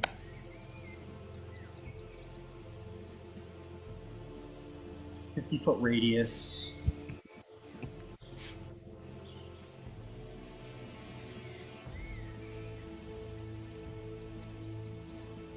You want to do like right in the middle there, like that? Move it a little bit away from the statue, from the stone, if you can. Like that? Yeah, that should do. That should do for now. You wanna catch Ouroboros and yourself in it? Not myself, no. Okay, so just those two guys. Yeah, because Ouroboros is gonna get caught. Sorry, Ouroboros, nothing personal. Just fuck the giant. That's what I have to say. Don't worry. That's how it is, dragons. Look, I'm secretly a dragon. That's the thing. I got you. Okay, I'm gonna need a. All right, hang on. Just be a second here. Just making the cylinder. So that's how high she goes. Okay, yes, you anchor this reverse gravity into the ground. You are now concentrating on it. What do you need? You need I need a 20 DC saving throw. Dexterity, yes? Yeah, dexterity. Ouroboros, I need a dexterity saving throw. This will not have danger sense, as this is not a visible issue. Oh, I don't have it for multiple reasons. Yeah, okay, you don't have it for reasons. But you would have normally had the advantage from danger sense, which would have canceled it. But because this is not a visible thing that's happening, you're just going to be at disadvantage. Okay. Big Beastie is going to go. It rolls a 15. 15? Oh, no, yeah, it rolls a 15. 15? Yes. That fails. It flies up in the sky. What did you get, Ouroboros? With disadvantage, I got a 22. Hey, there we go! That's pretty cool, but guess what? Guess what? Yeah. You're restrained in its mouth, so you're fucking going with it. Oh shit! You're like, yes, I said. Oh fuck! I forgot it was eating me. All right. So now what happens? It goes up. How high? It goes all the way to the top. It goes all the way up to 100 feet. All right. If there's no ceiling or whatever. Here we go. So with reverse gravity, you fucking go to the height of the reverse gravity. Yeah, you go to hang on, let me bring it up here. Yeah, you go to the By the way, Ryan, sorry, there's no legendary resistance. It doesn't do. Oh fuck, that's so true. Yeah, it's gonna use its last legendary resistance to save, and this won't happen instead. I thought I used it all up. Sorry. You're good, man. So it Oh wait, goes to... no wait, never mind. Okay, I used them up. All right, is there It's- anything else you'd it's- like to do on your turn? I just can't really do anything else. Me and my big mouth, you know. I thought I used up all the legendary resistances. Nah, Yeah, you yeah, opened the now. door. You opened the door. You Now we can hit did, him you with did. anything. Now it is. Big Now it's got casters nothing coming up. left. It's got nothing left. Sure, why not this one? While we're having a little moment here, why don't you... Well, actually, you're kind of in the brush right now. I don't think it's the right timing, but we'll get to it soon. To describe your character, because you just kind of... Yeah, that's. I'll disappear. describe the character later. Yeah, at a we'll later describe your date. character when your character's actually visible Mhm. to be seen. If there's anyone left to, Be introduce alive the to witness character it. Yeah. Don't worry, we're working on it. We're working on it. Okay, that will bring us to Katara. Guess what, Katara? Yeah. As you are in the belly of the beast, you're going to take 71 points of acid damage. Cool. You also lose concentration on Hex, presumably. Yeah, Also that's fine. DC I don't care. 35, yeah. Well, actually, 35. No, I can't mute that. That's cool. I have a hold of a fuzzy foot, and I'm going to dimension door with the fuzzy foot and the hopeful body attached to it back to where I last saw Thalia, like right beside where she would have been. Got it. So I'm You taking appear- Gyasi with me. Fair enough. You Cat's appear paw. here. You take in the furry foot, as it is dubbed. Mhm. Yeah. Back As it was to... written. I mean, I hope it. Like realistically, I just popped in there. I felt the fuzzy foot. I hoped it was Gyasi. And you're like, oh, it's just a fucking bird. Fuck. He ate an Oh, actual no. cat like 20 minutes. It's a real. Oh, it's just a real cat. Whatever, man. No. You bring back a acid drenched Gyasi along with your acid drenched self. Cool. Okay. Now do Ain't CPR. that something? Now do I see who? You're. What is that? Is that a question? What does that mean? No, Oh, I I said now thought- do CPR. Oh, okay. Acid. So once that's there, because I'm assuming I land prone. No, Uh, you're on straight up. Okay, can I drag Gyasi towards Thalia? So Thalia, I you're don't know like, if that's allowed, but "Phew, yeah. magic, and then suddenly Katara just out of the shadows is like, Thalia, and comes dragging, I got dragging him. an acid drenched like skull hanging out of his fur, and like she's also like mouth like coming out like acid burn. You're like, ah! This is just terrible. It is, this is you always think Katara's shown the worst of herself, and then she always finds ways to up it. But you see two acid zombies, one of them dead, mostly dead, stalk out of the shadowy woodland towards you. Is there anything else, Katara? Just double checking if this is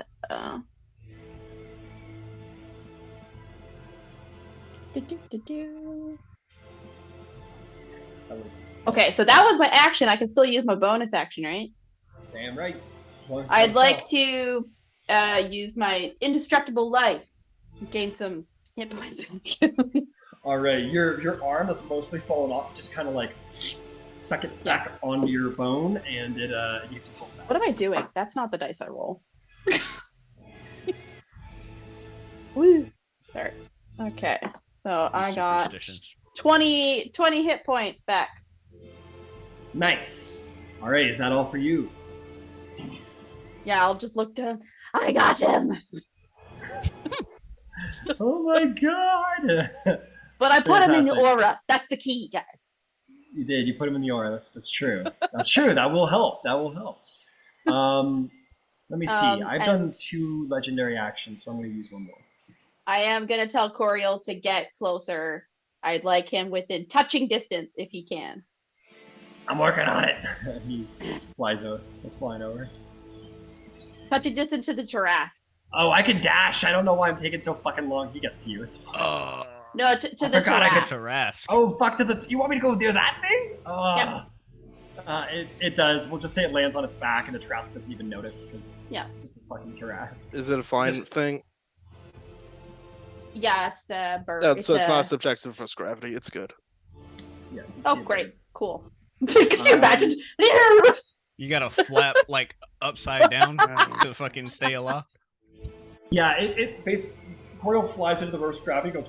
and then keeps flying. Okay, that is... Yeah, legendary action. I forgot my third. Let's take a claw attack, Ouroboros, see if we can't get you down.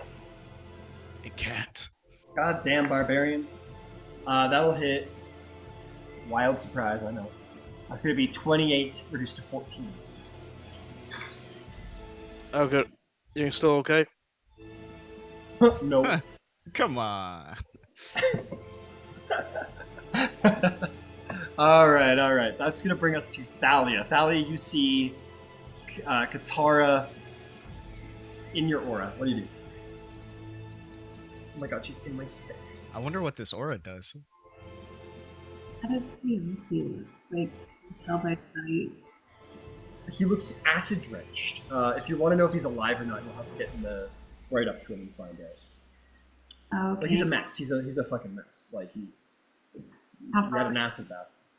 How far away? He's 25 feet to get into a 5-foot range. Okay. I will do that. Yeah. Okay. Do that. And Can I tell if he's? if you'd like to use your action... So here's what I'll say before you give me your answer. If you'd like to use your action to make a medicine check, that can not only tell you if he's alive or dead, but it will also second as help towards the death saving throw if you roll low. However, he already does have advantage because he rolled low, so... You know. But it will be an action to do a medical inspection and just like pulse and see if he's alive and such. I don't know if I should cast heal or if I should cast revivify, but I don't want to waste my action on a medicine check. Yeah, that's the trick. You've got time for revivify. It's Yeah, true. but I want to get him back in the fight. He's been swallowed this whole session. So maybe a heal. But if he's dead, he won't help. Gotta Oh, gamble. spells. It's a gamble, Thalia. What are you gonna do? What are you gambling with? Yeah, your call. I'm gonna cast revivify. Right. Reduce the diamond, and as you sort of pulse your magic into it and press your hand to his chest, Gyasi, I believe this is ineffective, yes? You only take Oh no, one. it's effective. Oh, he was dead? Oh really? That took you Oh, down yeah. to okay. Shit. Yeah, because if you take damage when you're down, you take 2 fails, and if you failed another one, I guess it's 3. So yeah, you'd be dead. No, it's the something. I got it. But either way, Oh, you press it onto his chest. The diamonds do sort of shatter into that mythical divine light, soaking up your magic and penetrating into his body, and breath returns to Gyasi with 1 hit point. Incredible. Bonus action. Potion of greater healing. What was that? I'm gonna bonus action use a potion of greater healing. It is an action to feed it to someone. Oh, it's not a bonus action? It's a bonus action to drink it yourself, but to like get their mouth and put it in their mouth and feed it to them. That's a little bit more involved and precise. Well, I don't have an action. I will. You could have quick and cast Revivify and then done it. That would have been really helpful. I would have been, but I didn't do it unless you're saying I can do that now. Fuck it, go for it.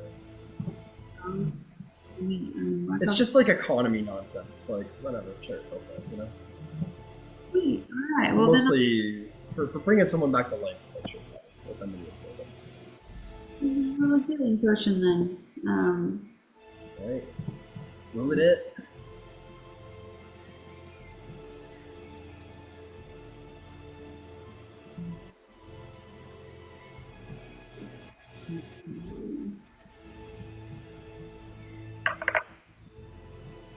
Seven points of healing.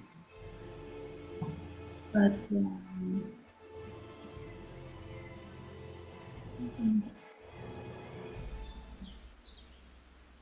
oh, nah, that's good.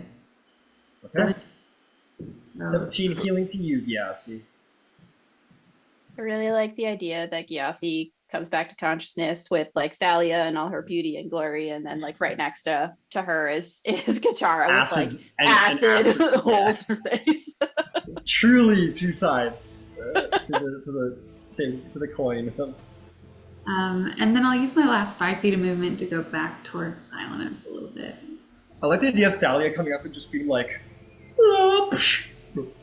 and walks away without a single fucking word. It's just like, this is what I do on the battlefield. I clean up by healing up. I know. You do, and you do an excellent job at it. All right, you begin to re-engage with the battle. Fantastic.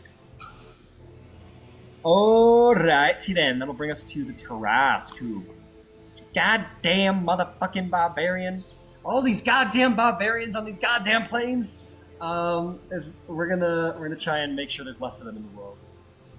It doesn't care about the bird because it's a bird and it's a ginormous fucking. It might as well be a fly. I think he's gonna just like fucking lay into you, buddy. You attack recklessly, right? You're muted.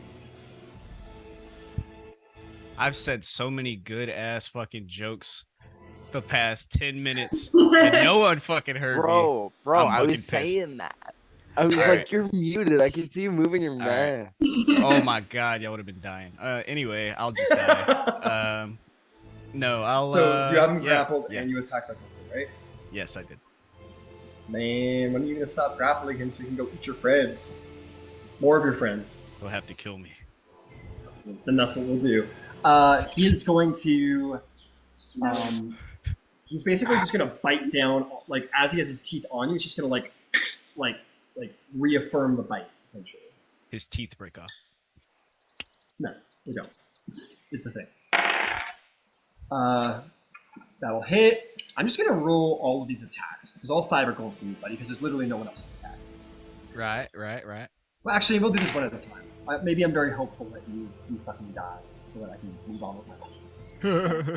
That's going to be 21 points of damage. I've already reduced it on the bite. Sounds like Cap.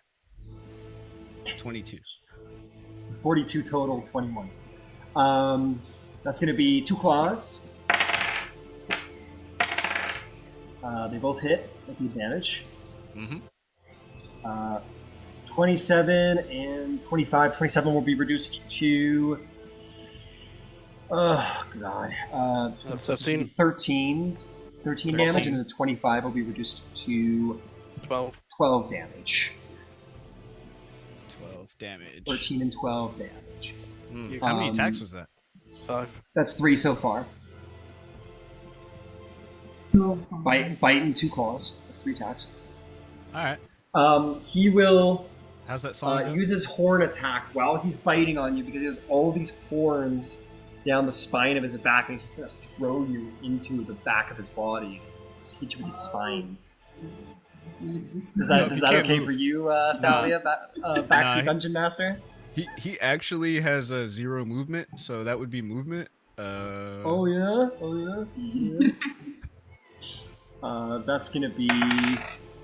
That's gonna be 26 to hit for 37, reduced to 18 points of piercing damage.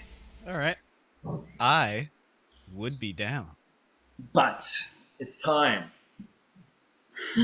Are you ready?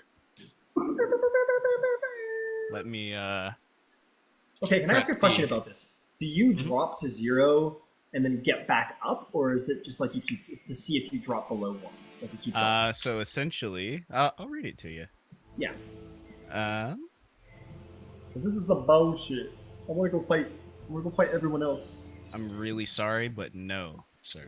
That's fair. Relentless Rage. If you Yeah. drop to 0 hit points while you are raging and don't die, you can make a DC 10 con saving throw. If you succeed, you drop to 1 hit point instead. Okay. It doesn't really say that You would have to kill me outright for me to actually Yeah. die. I Yeah, you're guess. good. You hold on to him so long as you succeed your con save. So it's 10 right now or 5 right now? It is 10 right now. All right, make me a DC 10 con save to stay on your feet. And barbarian shouldn't be too difficult. Barbarians are 12. 23. All right, you stayed, and as you feel, you just kind of enter into that sort of rage state where you're not even conscious anymore. Like you're blacked out. You're gonna find out what happens later. But you just I call keep it- going. Your body just won't stop. I call it Ultra Instinct. Oh, ultra natural 19. So that'll hit. Tail attack. I need a strength saving throw and a con save. Strength saving throw. Strength. Yeah, this is just if you get knocked over. Okay. But it's not probable because you're so strong. Strength save is 23. Yeah, you save. You And- almost get knocked over what? But I rolled a 19 for my con save, so I am Alright, DC still 15. standing. Still standing. I'm still standing. That's the song. You're good. You're good. Okay. That's the Tarask's turn. It will get you one day, but not before Silenos probably kills him. What do you do, Silenos? Kill him. Yeah. Okay. Outright. Outright. Power kill. I'm gonna take. I'm taking some shots at him. Let me just see if there's anything different I might do. I'm gonna hate this question, but it's gonna bug me. Yeah. What do arrows do in reverse gravity? Oh man. They're still flying, but it's still You have to No, like. they're not. They're not flying. Flying is like yeah, but it's still That's making movement, but it's still like You have to adjust if for. some solid object not drop, exceeds but the gain. gravity. You have to Let me- adjust. You gotta like shoot it down and. Yo, I'm shooting them shit supersonic. I don't know what you're talking about. Yeah, true. It doesn't matter the gravity. That makes sense. it doesn't seem the Well, same. the question before we decide this, the question is: Silenos, do you shoot? Do I shoot? Yeah, do you shoot the Trask? Yeah. You first arrow, it goes straight up into the air. No shot. Is that what it says? No shot. that's- Sharpshooter. No All shot. creatures and objects that aren't somehow anchored to the ground in the area fall upwards and reach the top of the area. Hang on. Unless When it's- you unless cast it's the flying. spell. Oh, Yes. it's not a continuous thing. Well, I mean, this is what's but weird. here's It's a the- minute-long concentration. All Yeah, creatures but- that are grounded Fucking falling Wizards of the Coast. These if some motherfuckers. solid objects such as ceilings and panels. Well, But it's flying like a bird, so I would an assume object that or it's still creature goes. reaches the top of the area. That's right. And, Like, I'm pretty Okay, sure so I no, you're shoot good. it fast You're enough good. that I it would- actually yeah. just teleports Yeah, in midair, yeah, I have you know? this spell in front of me as well. I would argue it's, it just reverses the same gravity we have now and just puts it Ah. upwards. Okay. So unless It's the a- gravity pulls it downwards, but yeah. yeah, it's considered like so the instant you when this cast like a shit ton of like rocks and trees and leaves all went flying up, but anything that has entered this area since then is fine. So it's just like a splash of reverse gravity, and then it all just sits up there. That's the concentration. So you're good. Your arrow strikes true. Go ahead and roll it. Well, it might roll an attack. Yeah. Yeah, I can try. I will Sorry about Hey. that, yo. an attack. It was a fair point. It was a very fair point. I'll roll sharpshooter. All right, sharpshooter. Damn. 19. Stalker's flurry. Go for it. No sharpshooter. Okay. Damn. What the fuck?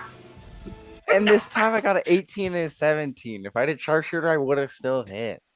Oh man. It's okay. It's okay. 31 to hit. 31 definitely hits. Go ahead and roll damage. No sharpshooter allowed. No problem. I'm gonna make a hill giant strike. Strength saving throw. No more That's 20. resistances. Okay.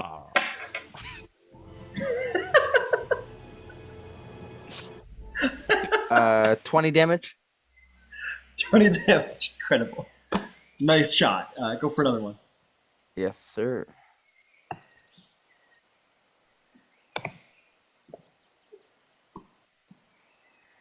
We're gonna try again. Sharpshooter. Sharpshooter.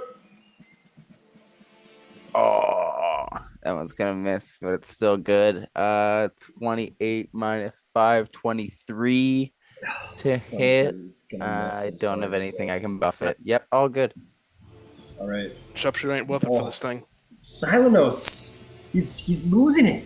He's losing it. I can't believe I'm saying it, but he's losing it. No, I will okay, kill he's every gonna- one of your.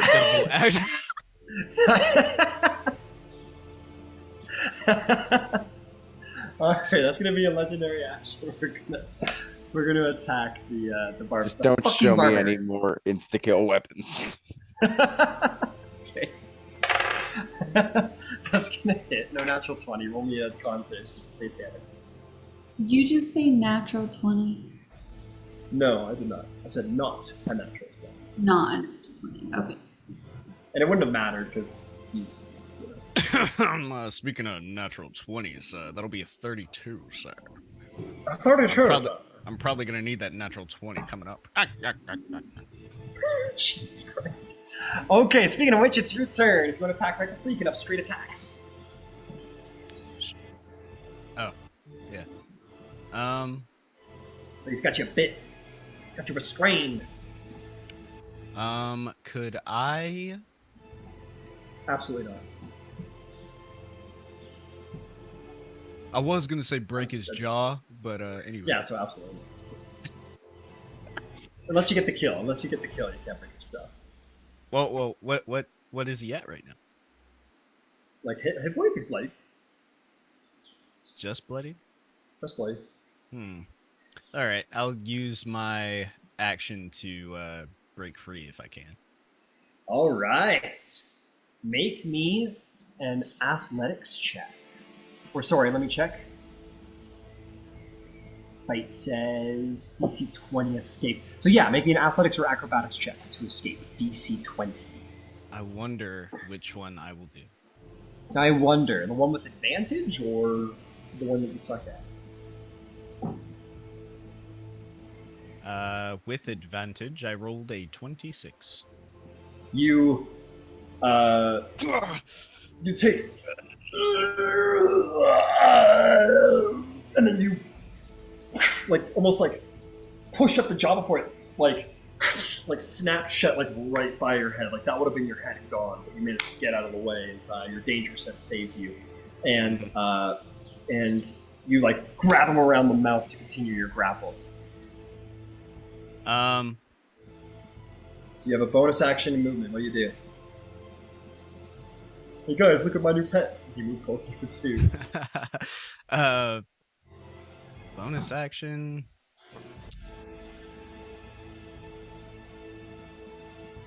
Would you? How would you feel about me using Mighty Impel? Oh, well, what does it say? Can you use it? Well, I'll go ahead and tell you. Right here where it says, I don't think it updated the script from me like going from a large to a huge as I leveled up, but Sure. Mighty Impel just says as a bonus action while raging, you can choose one medium or smaller creature within my reach, move it to an unoccupied space I can see within 30 feet of myself.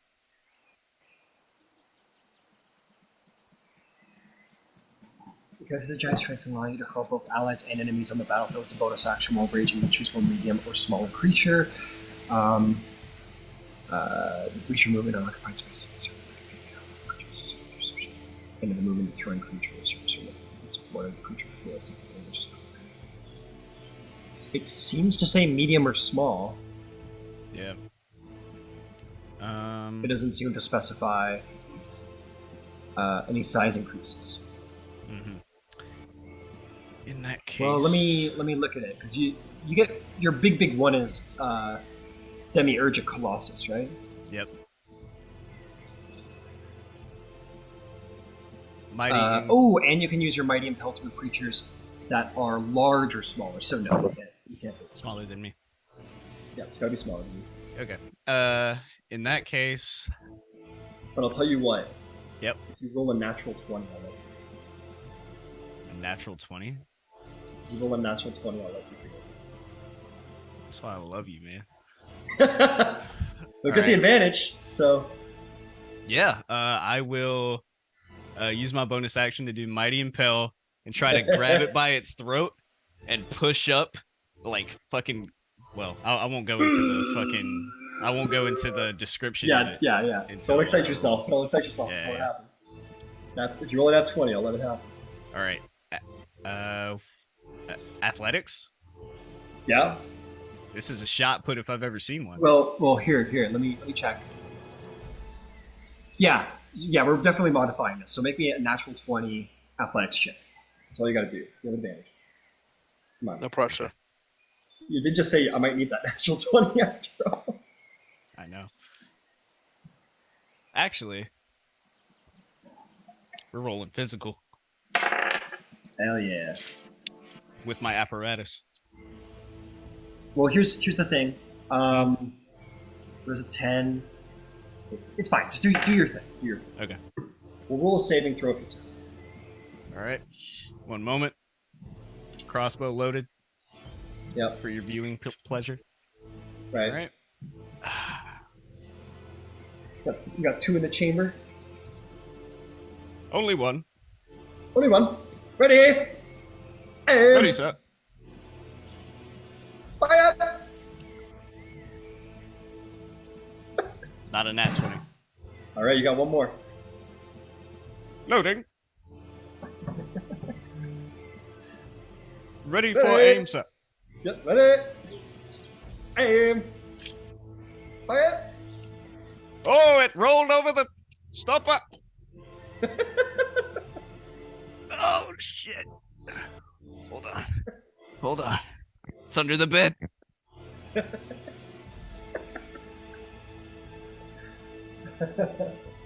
Yo! Shut up. Is it? Yes! Yes! Yes! Yeah. Yes!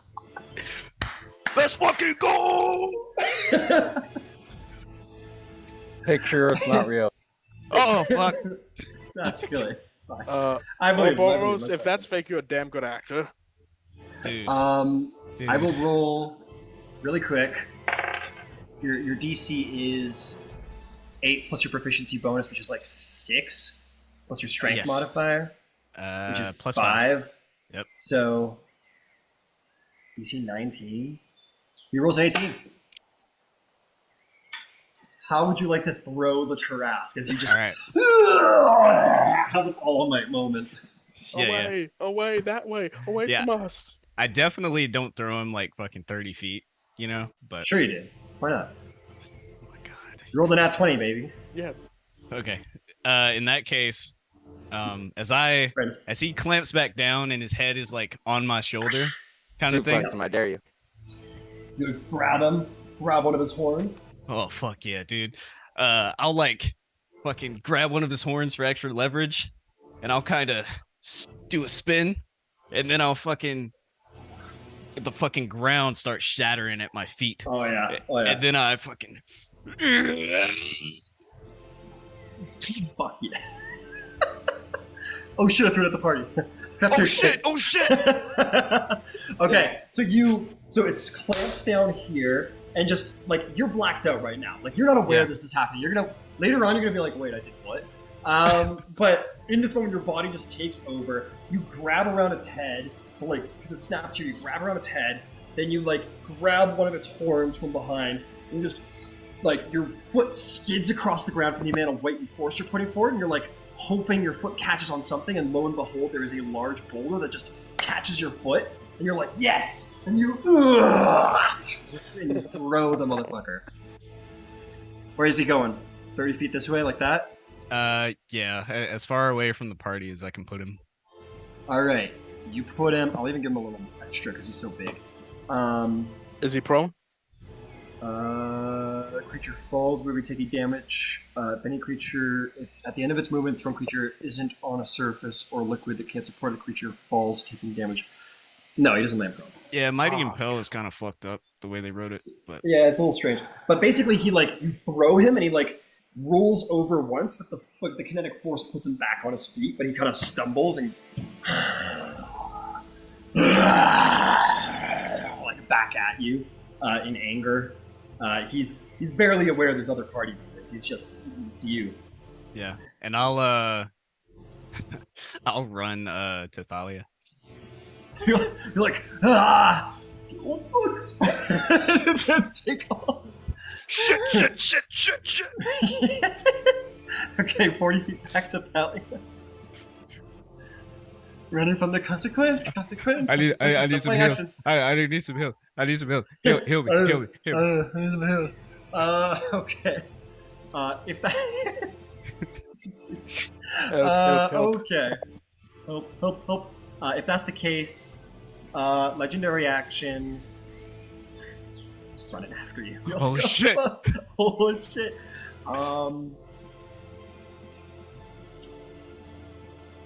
Yeah, shit. He'll come running after you. Fuck it. Yeah, you're the one who's like the arrows have been hurting, but I don't think it's smart enough to be aware exactly of what's happening on that case. He's more concerned with the big, monstrous threat right in front of him. He just starts charging towards you, Ouroboros. That's his legendary action. Gyasi, you're alive. What do? I sit right where I am and don't move. Okay. Just Gyasi. 1,000-yard stare. Nothing. No. All right. Is That's so it moved the whole 40 that's your feet, prerogative. right? It moves more than 40 feet, as it is going to use the rest of its speed to approach Ouroboros. Actually, yeah, I'll move right. Where's it going? Oh yeah, I'll fucking step up there on Pride Rock and like off the top of the rock. That is going to bring us to yes, your turn there, Derek. Okay. As you lie in the grass, apparently completely upside down. Kind of stunned. Yep. Okay. How far is the creature from me? It is 50 feet. Okay, I'm gonna gamble here. All If you right. stand up, I don't know what your speed is, but you Yeah, probably have like 15. I'm gonna stand up. All right, half movement. I'm 15 gonna. feet, you're up. Okay, I'm gonna make a big gamble here. All right. Oh no! Wait a minute. Hold on. Oh, interesting. Oh no! Wait. No, I can do it. No, never mind. I can do it. Okay, I'm gonna make a very large gamble here. Hopefully, it works. I have a bit of a backup, but yeah, I stand up first of all, and before I move anywhere else, I'm gonna use my 8th level spell slots to upcast reverse gravity again. Okay. Sure thing. Let's find out what your radius is here. So 50-foot radius. I'm gonna try to only focus on the Tarask if I can. You will not be able to. This is he's kind of in the middle of everything now. So Okay, I'm gonna try. you can hit yourself and Ouroboros. Fuck. You could hit him and Silenos. You could hit him and Thalia, Katara, Gyasi, and Silenos. I think your best bet is The Xylanos. yeah, just hitting him and Silenos is your best bet. Yeah, I feel like I'm gonna try hitting him and Xylanos. I'm gonna try. Okay, I'm gonna need a dex save of 20 or better. A dex save of 20 or better. Alright, I need Sorry, a dex save, Xylanos. Silenos.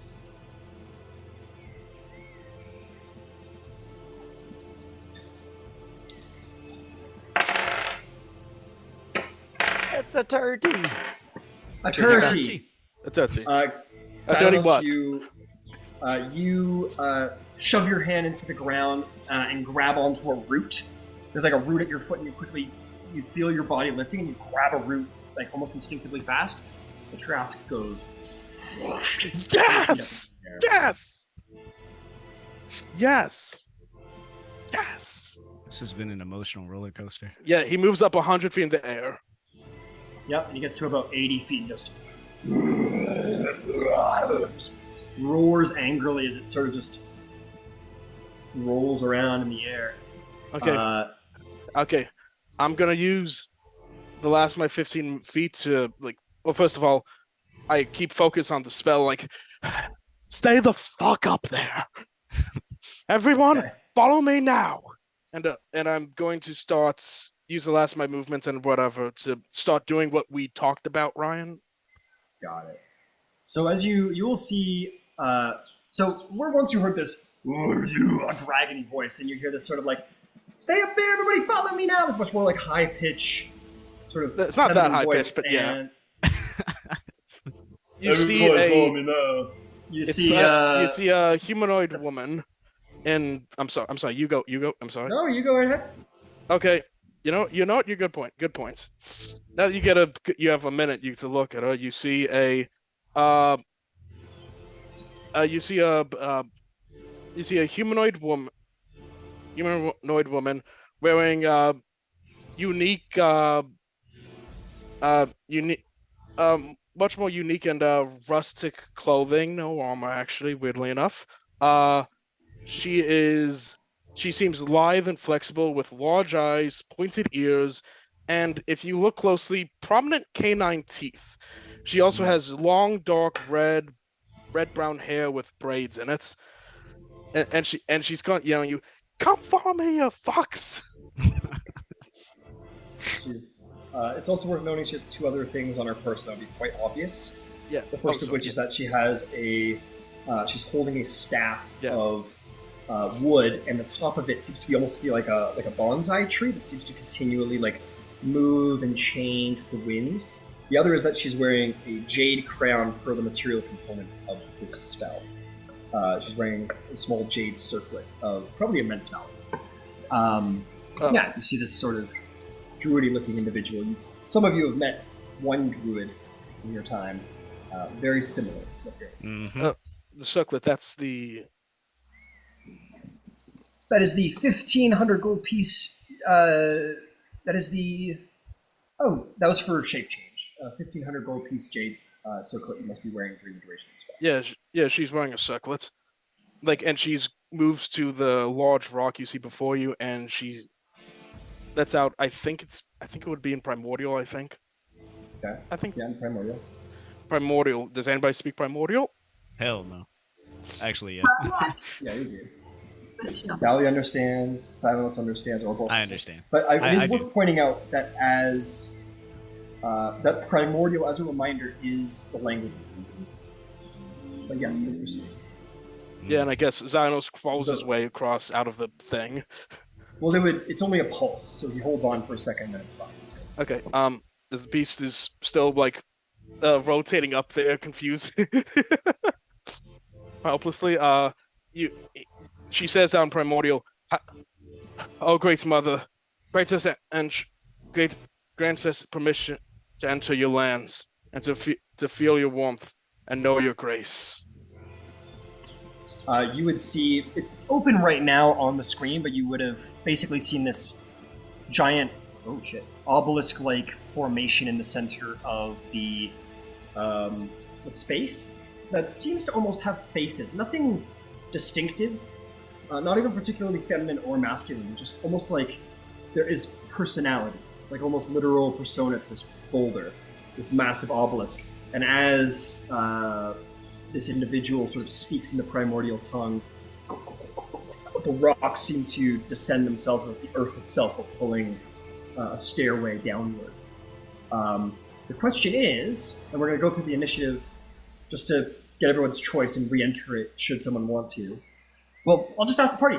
Would you, you look up and you have this moment of like, okay, yeah, I guess it's there. Do you guys wish to follow or continue the battle? I didn't hear no bell. Oh man. Katara will look to her friend and Silenos. But she's not like that. She.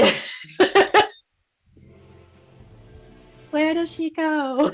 Yeah, I mean, I'll send you something. Silenos is a hunter. This is a pretty big hunt.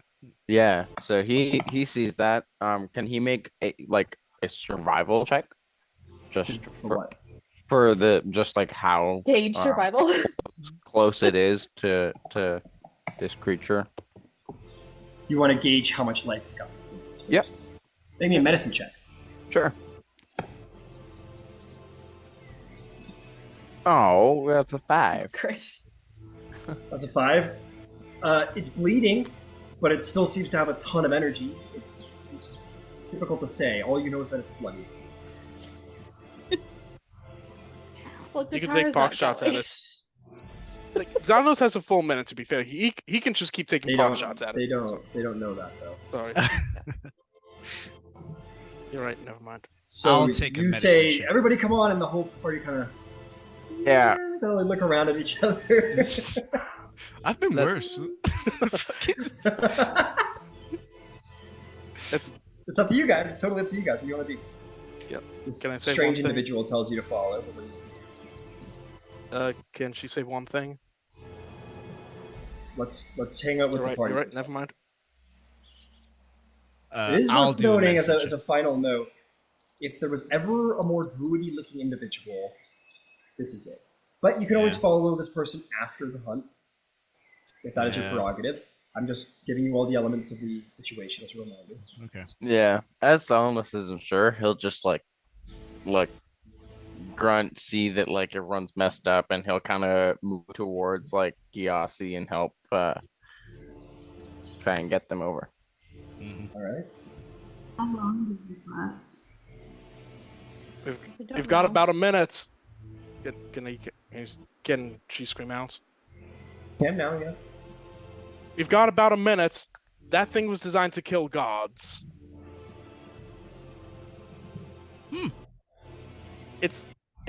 The big beastie's a bit of a bitch, but I'd prefer if you didn't kill it.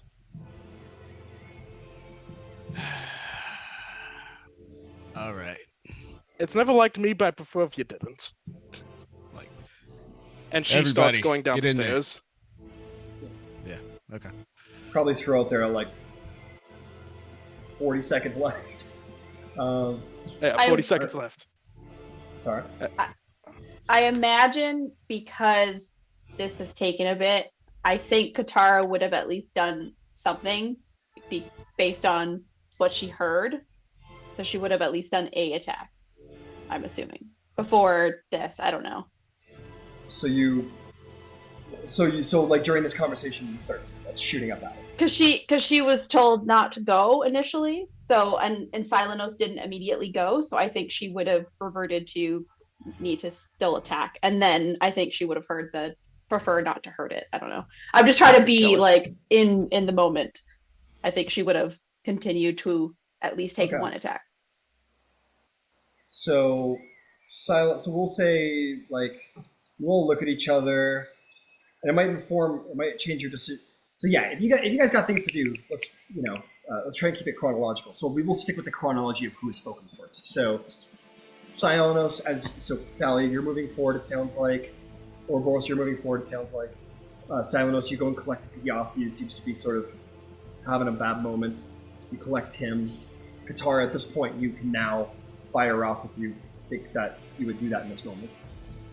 Yeah, if she can, she would have told Coriel to go as close again, fly as close as she can, or he can, to the Tarask. And hopefully get within 60 feet. It cannot. He's Close not but within cigar. 60 feet? 100 feet. Oh, he flies. He's within 60 60 feet of the Tarask, right?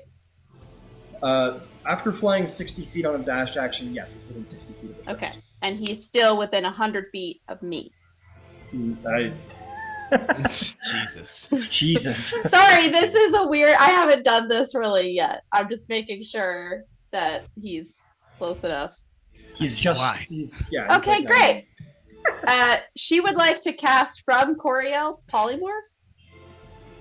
Okay.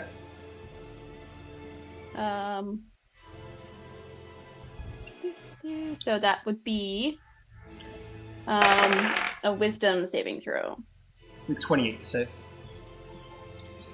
Okay. He saved. The spell goes off and seems to almost bounce off of the carapace. The spell seems ineffective. That's fine. Then she'll follow. I don't know. Okay, then you follow. Okay, with that, the Demithots follow after the strange individual down the spiraling staircase, and as the rocks sort of fill themselves in, you hear a and the earth sort of rumbles above you, and then it sort of maybe you hear a couple like movements and like soft stomps, but it seems with all of your exit, the creature. Those of you with higher passive insight, it almost feels like by its movements it's gone docile, despite the almost like nonsensically. Like it should still have adrenaline, it should still be raging about, but almost immediately upon your exit, it calms. And as you descend down the steps with a strange individual, we'll go to a break, and we'll be back in about 10-ish minutes and see where the hell you're ending up. Probably captured, if I had to guess. Hey, how's it going? He didn't come to you. Thalia made it her business to try Right. and like ignite that suit Yeah. with you. She's like, I will make it It's so. her duty. He's like, God, Yeah, please because he was like too shy or whatever, and she was like, no, you gotta quarter, give her a gift, blah blah blah, and she just, yeah, I feel bad for him. It was like the worst. What do high you got school there? romance ever. Silenos, it's all fuzzy. It's blurred out because it's not safe for work. Some Greek tortellini. It's not Greek tortellini. It's just regular tortellini, but it's fine. Sorry. How I had dare- To ravioli. distract. Very close. Where Okay. You follow for a while, not a while, maybe like a minute or two. You follow this individual as she moves sort of spiraling downward through this like this strange stone passage. Again, it doesn't look man-made at all. It looks very much like it just happened to be here, one of those sort of natural phenomenons that just happened to be like a stairs. And the woods aren't, or the walls aren't particularly even, nothing like that. But as you emerge out the bottom, and I'm going to put the picture on roll 20 so you can see it, you are going to find yourself sort of descending into not a cavern, but another world entirely. The first and most prominent thing you see is a magnificent tree. You see a tree like you've never seen a tree before. It is, at its base, maybe the size of Athens in circumference. Its height, as tall as a mountain. There is active waterfalls coming from between its roots, and trees form around it. You also see many other things throughout the space. You see strange formations. You know Pandora, like Avatar Pandora? You know the giant floating earth moats sort of connected by vines and such? You see those as well here and there amongst the landscape, but you find yourself in a world of vibrant, pure, overgrown nature like you have never seen it before. And Silenos especially, you feel your magic just powerful in your veins, just like an open vat where your magic may flow freely. And all of you see this, and you can't help but sort of find yourself catching your breath, as it is an immensely beautiful sight.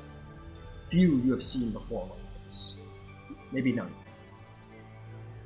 At this point, the journey comes to an end with this druid friend you've met, as you find yourself sort of stopping on a sort of, we'll call it like a moat, like a bit like an earth moat, just sort of at the end of the descent. You see like there's almost grass that has come up along the side of the mountainscape. It almost looks like a natural green hand of foliage that seems to almost glow with residual magical light.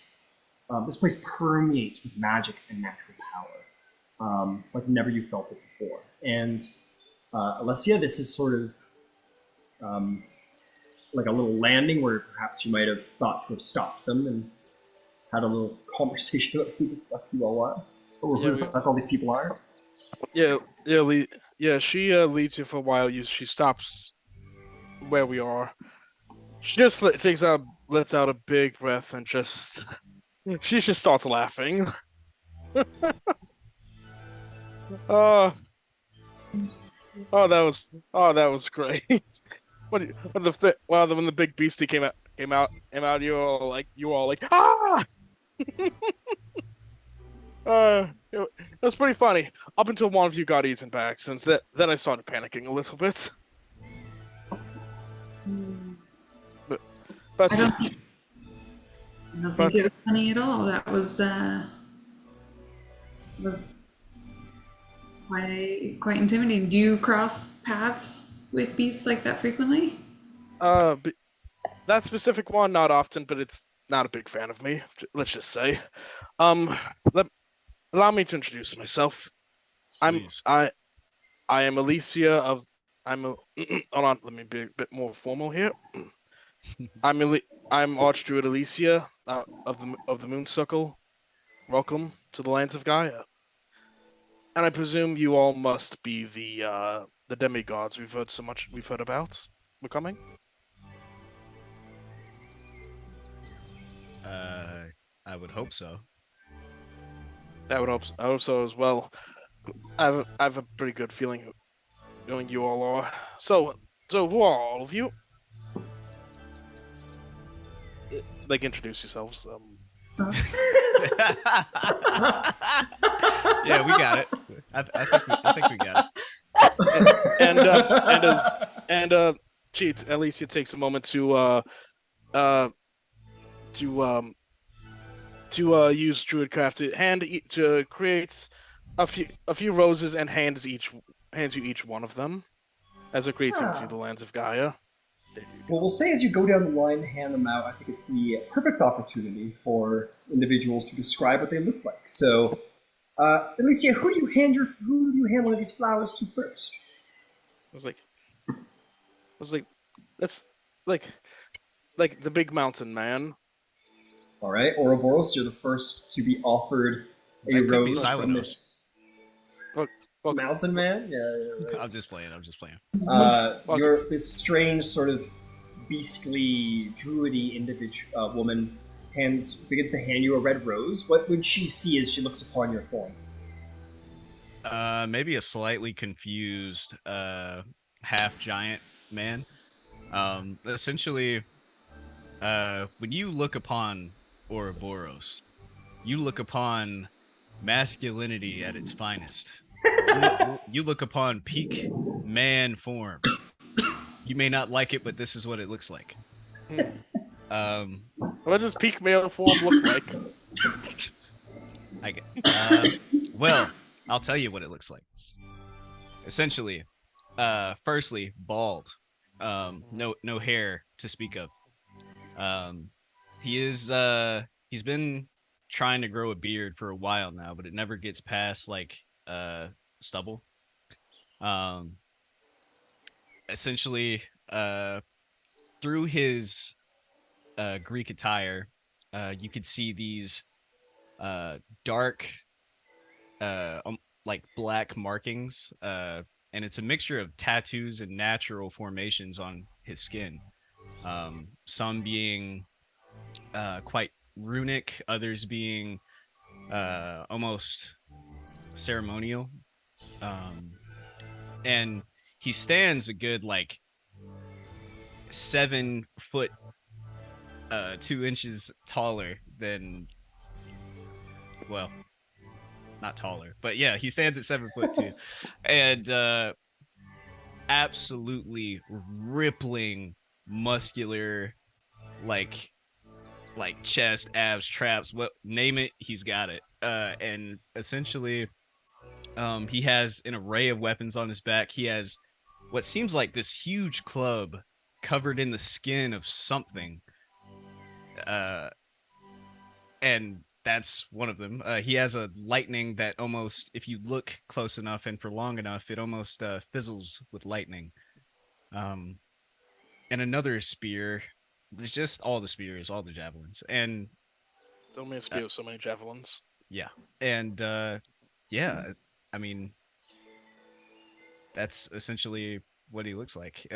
I'm not sure if your people would be familiar with Goliaths or not. Maybe. Yeah, Would I be? you don't really have those here. You don't have giants in the lands of Gaia. So this individual, like maybe you've heard stories of, you know, such individuals. Basically, he is the tallest, most muscular man by miles that has ever lived in the lands of Gaia. He's the strongest humanoid you have ever seen. Tossing the big beastie around. That'll get you a lot of attention around here. And she looks him up and down one more time before moving on. He will. She will. Alicia will then take it over to the to the spooky one. All right, you walk up to the spooky one. An Thalia, would officer you like arose. to describe? No, I'm just kidding. Katara, would you like to describe what your character looks like as you are presented a rose by this new character? Yeah, well, for starters, she's gonna summon her bird and her she's gonna kind of hold her hand out, summon her bird, and the bird is gonna take the rose because she kind of looks behind her, and then summons the bird and takes that. But yeah, you'll see she's got very pale gray skin, but it's covered in black tattoos, and she's got on her face, arms, everywhere that you see her exposed, she's got tattoos. Her hands sort of have black tinge to them. And under the hood, you'll see she's got she's got long black hair, and her eyes are they're yellow and they're reptilian. And she's very gaunt. She's not doesn't look healthy. Complete exact opposite of Ouroboros, who's she looks like a walking corpse. Is basically the gist. Is she just she looks like she shouldn't be walking probably. I just noticed that Katara looks like Ouroboros' twin and that she's incredibly pale and has tattoos. It looks like Ouroboros ate half Katara. He absorbed all of her muscle. I won. In the womb, I won. I just noticed that. Oh my god. Is that all, Katara? I'm sorry. Well, I would say you do notice, if you're looking, she's got a couple of necklaces on that have three looking skulls that are different colored. One's red and black, and then I think white is the other one. And then she's got another dark black stone underneath that she's got the three skulls and then another dark stone. And then she's got a book on her person that looks scary. Has faces in it. Yeah. Well, yeah. It's probably on her hip, something like that, but it definitely looks like a book you shouldn't pick up, probably. Well, Alicia will greet you and your raven and your is it a raven? Yes. And your raven friend, and greetings to you and welcome to you as well. My good. Is it he or she? It's a she. It's welcome to you too, my fair lady. My fair lady. Lo- You would notice that the raven, as you would be quite. I think you would expect this entirely, Alicia, but this, though a dark raven, it does seem to be accentuated with various fey features and sort of iridescent sylvan designs along the way. Still dark, but fey. I say to the raven, I think you will like it here, my friend. And I say to Katara, love the style, and I go over to the next rows to the uh to the to the to the brave archer, the bowman himself. All right, you head over to the satyr bowman. Satan. What would Alicia see as she looks upon you?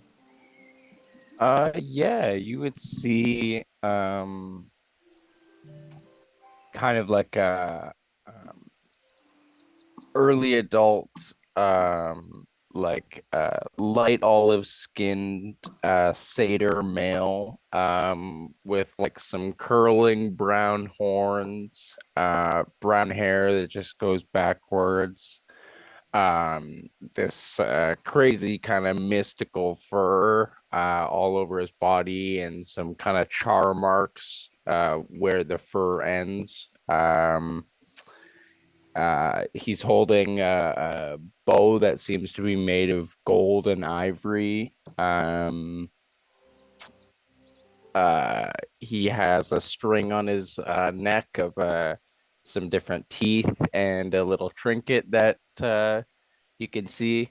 And then you see kind of coming off of him like just a layer of shadow that is almost transparent, but you can't necessarily see behind. And then you see some tattoos on his arms, one of like the symbol of Artemis, and one of just some various Greek symbols. And he would just take the flower, and he would just say, thank you. And he would just put it onto a pack on his back. Welcome to the lands of Gaia. Welcome to the lands of Gaia. Love the horns. Amazing. It feels natural. Interesting here. I think you might like it. Might like it. Just be careful. I will say, archdruid, before we proceed, though this is a rather interesting individual, you do feel sort of residual connection to natural power in this individual. Not nearly as powerful as yours, but you sense that this is probably a person of the ranger discipline. Of the wild discipline, claim the wilds as their own. Okay, I think you might like it here. But he looks at the symbol. Does he see the symbol of Artemis? Yeah, that would be on one of his arms, tattooed in like a green ink. It might have like some burn marks that are like healed, but yeah. Just like, well, I think you'll want to enjoy this place. But she'll lean on and just say, just be careful, and perhaps be best to cover that up. And she points to the Artemis. So, yeah. And she goes over to I believe it's a cat, the cat folk. Yes, you head over Our to furry friend. Perhaps you might enjoy the appearances this one more than many, as many in the land of Gaia are more tend to be more beastly in appearance, such as this individual. Just to note, Silence just going to put on like a basic bracer right over that tattoo. Yep, sounds good. And yes, Gyasi, would you like to describe yourself? Gyasi is a calicoed tabaxi. colored eyes. He's reasonably ruggedly built, but he has been through the chipper shredder, and there is nothing there. He's not. It is completely blank. He doesn't acknowledge your presence. He stands because that's where the person who was leading him stopped. Okay. Completely empty. Okay. How health point? How much did health wise? How does he look? Oh, he's horrid. He's horrid. His fur is patchy and acid burnt. His clothes. He's been dribbling stuff out of his CPAC the entire way. And to be perfectly honest, Ryan, I think Harp got left behind. I see. Makes sense. Makes sense. Yeah. So yeah, you look upon this catfolk who's pleasing at first. You're like, oh, okay, there's a little more beastly with him. And as you sort of approach him, and maybe he's standing in the shade, you do see this utterly shell-shocked appearance underneath a absolutely just eviscerated body. This individual is not doing well in many ways. Okay. If he doesn't take the rose, she's just gonna like put it in his coat's pocket if he has one. You like right here on his chest and everything. There's lots of holes. If finding holes is not an issue. Okay. He had non-magical clothes, non-magical armor. It got dipped in Tarrasque gut acid. There's probably none of it left that's worth anything. Mm-hmm. She's gonna put it on you, and she's gonna whisper in your ear, take. We can talk more when you rest it up. Take a nice long nap. No recognition. And nothing. And as she whispers in your ear, she's gonna cast a 4th level healing word. Doing it. We go once. Mm-hmm. And it is 16.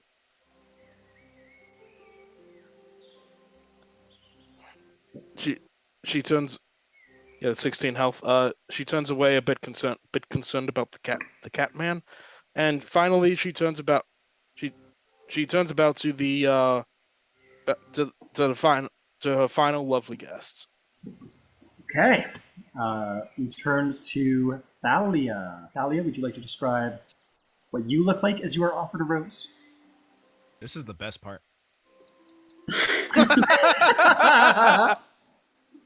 Thaya is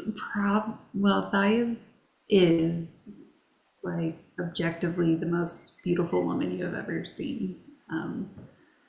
She is perfectly proportioned. Her skin is flawless. She has long, luscious, thick red hair that probably drops just below her waist. And she keeps it tied back from her hair with multiple braids. And she's got large blue eyes and like the perfect little pout of a smile. She's very friendly. When you approach, you get maybe passive insight as you help them win, and definitely appreciated that. So she's friendly towards you. She appreciates the rose. Yeah, so she'll take the rose and extend her hand. Alicia kindly hands over the rose and kindly takes your hand and kisses it. Welcome, of course, to the lands of Laya, my lovely lady. It's a pleasure being here, and thank you for the quick escape. Yes. I will say, really quick to interject in this, there is, you probably know what I'm going to say already, but I'll throw it out there anyway. There is a recognition between Thalia and someone you've met before. Someone And you do I've met. see yes, someone you met before, Huh. who came here a while back. I She also has a recognizable tattoo on her arm, much like everyone else in the party. Can I see? Do I see the tattoo? Do I recognize it? I would say you don't know what they all signify, but you do know that they are symbols of gods, much like Silenos has one. Okay, so I don't know the specific ones. I might not have said that to Xanos then, but but His is pretty obvious. It's like yeah, a his moon fitting. Okay, his and is a obvious, bow, like- so you're like, okay, that's yeah. Okay. Not sure what my passive perception is. But okay. Anyway, Elisa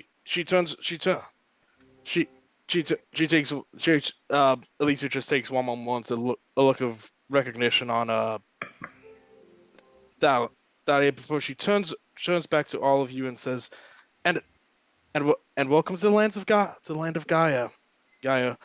Hopefully make yourselves comfortable. Be warned though, you are the first beings directly related to the gods that have been invited here and quite some time. What does that mean for us? Do they know? I'll ask is that you be on your best behavior. Oh, of course. Other, other than that, it's good to see they sent us the strong ones, perhaps the crazy ones. But I'm very happy they sent us all the pretty ones. Follow me. Oh, you shouldn't Um, have. Ouroboros. Thank you so Out much. of- I appreciate that. I like push over his face. Out of curiosity, because she is within 30 feet of me, what magical items does Alicia have on her? And is her form, like, is that her true form? Or is she, does she have a different sort of hidden shape? This is Katara's kink, by the way. This is Katara's kink, yes. You detect 6 items of varying levels of magical power.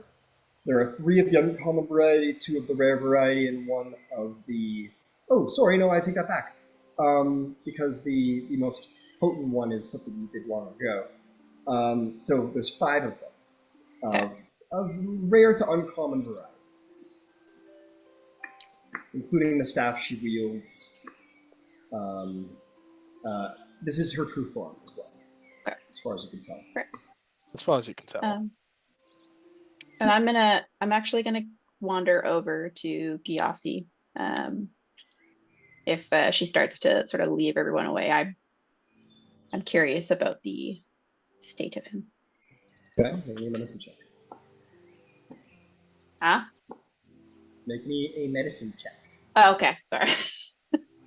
I heard something message and I was like, what? No, medicine check. Medicine. Okay.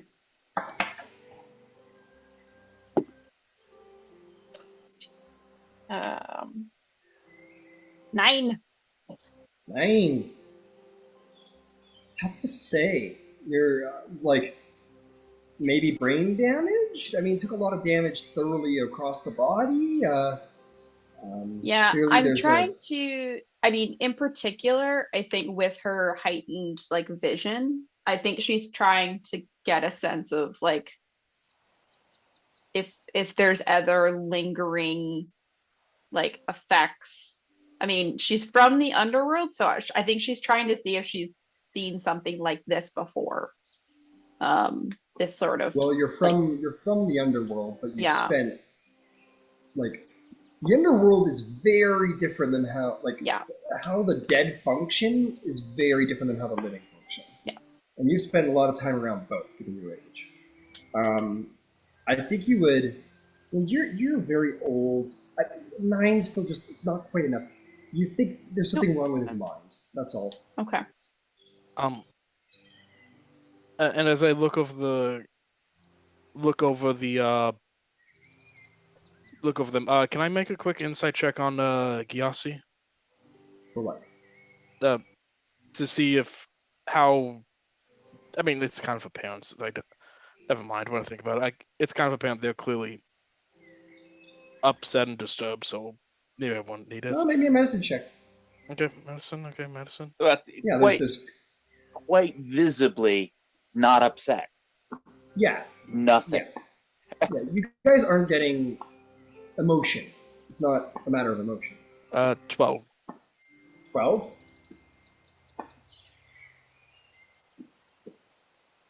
For a creature, again, of your age, for 12, I will say, like, a lack of emotion.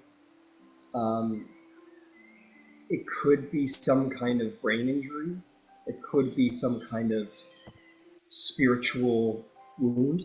Not in a magical sense, but in sort of in a tribal kind of way. Like, he's been wounded upon his soul. That could be an issue, but this is beyond your skill of medicine. But you know that you know many who are more skilled with this sort of thing than you. I see. See, I was, yeah. Like I take that into account, and Alicia's going to say, if it's not rude for me to, if it's not rude of me to ask, I would like to inquire. You're all demigods, correct? I would say so. I was like, if it's not too rude, who would your godly parents be? You should be able to guess mine. Feels like the Ghost King himself from the underworld. Am I wrong? Nah. Aphrodite is me. The lover, of course.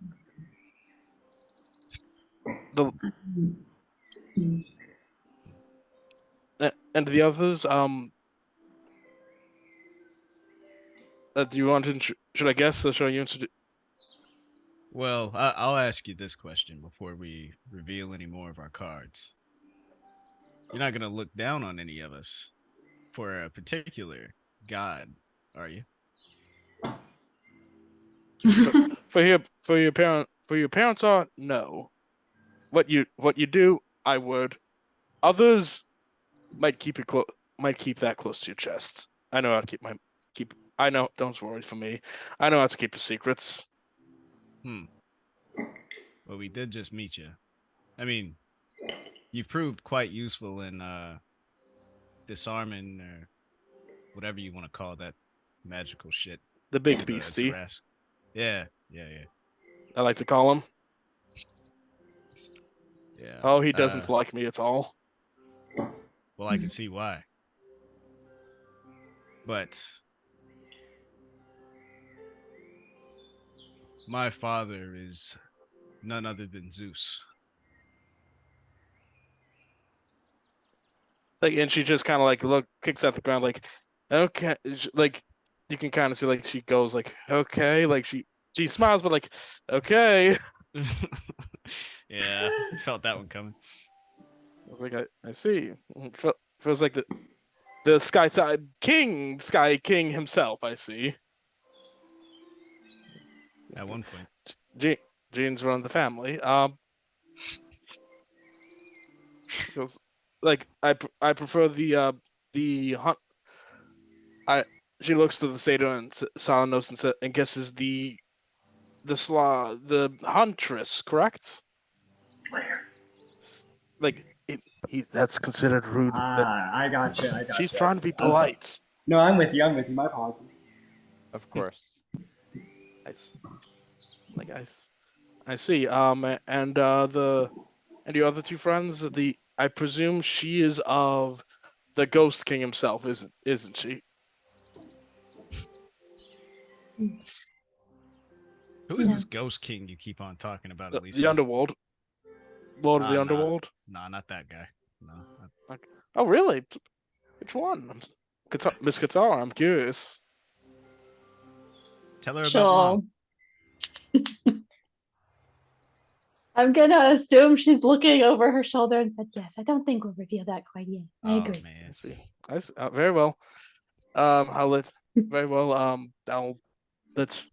because you're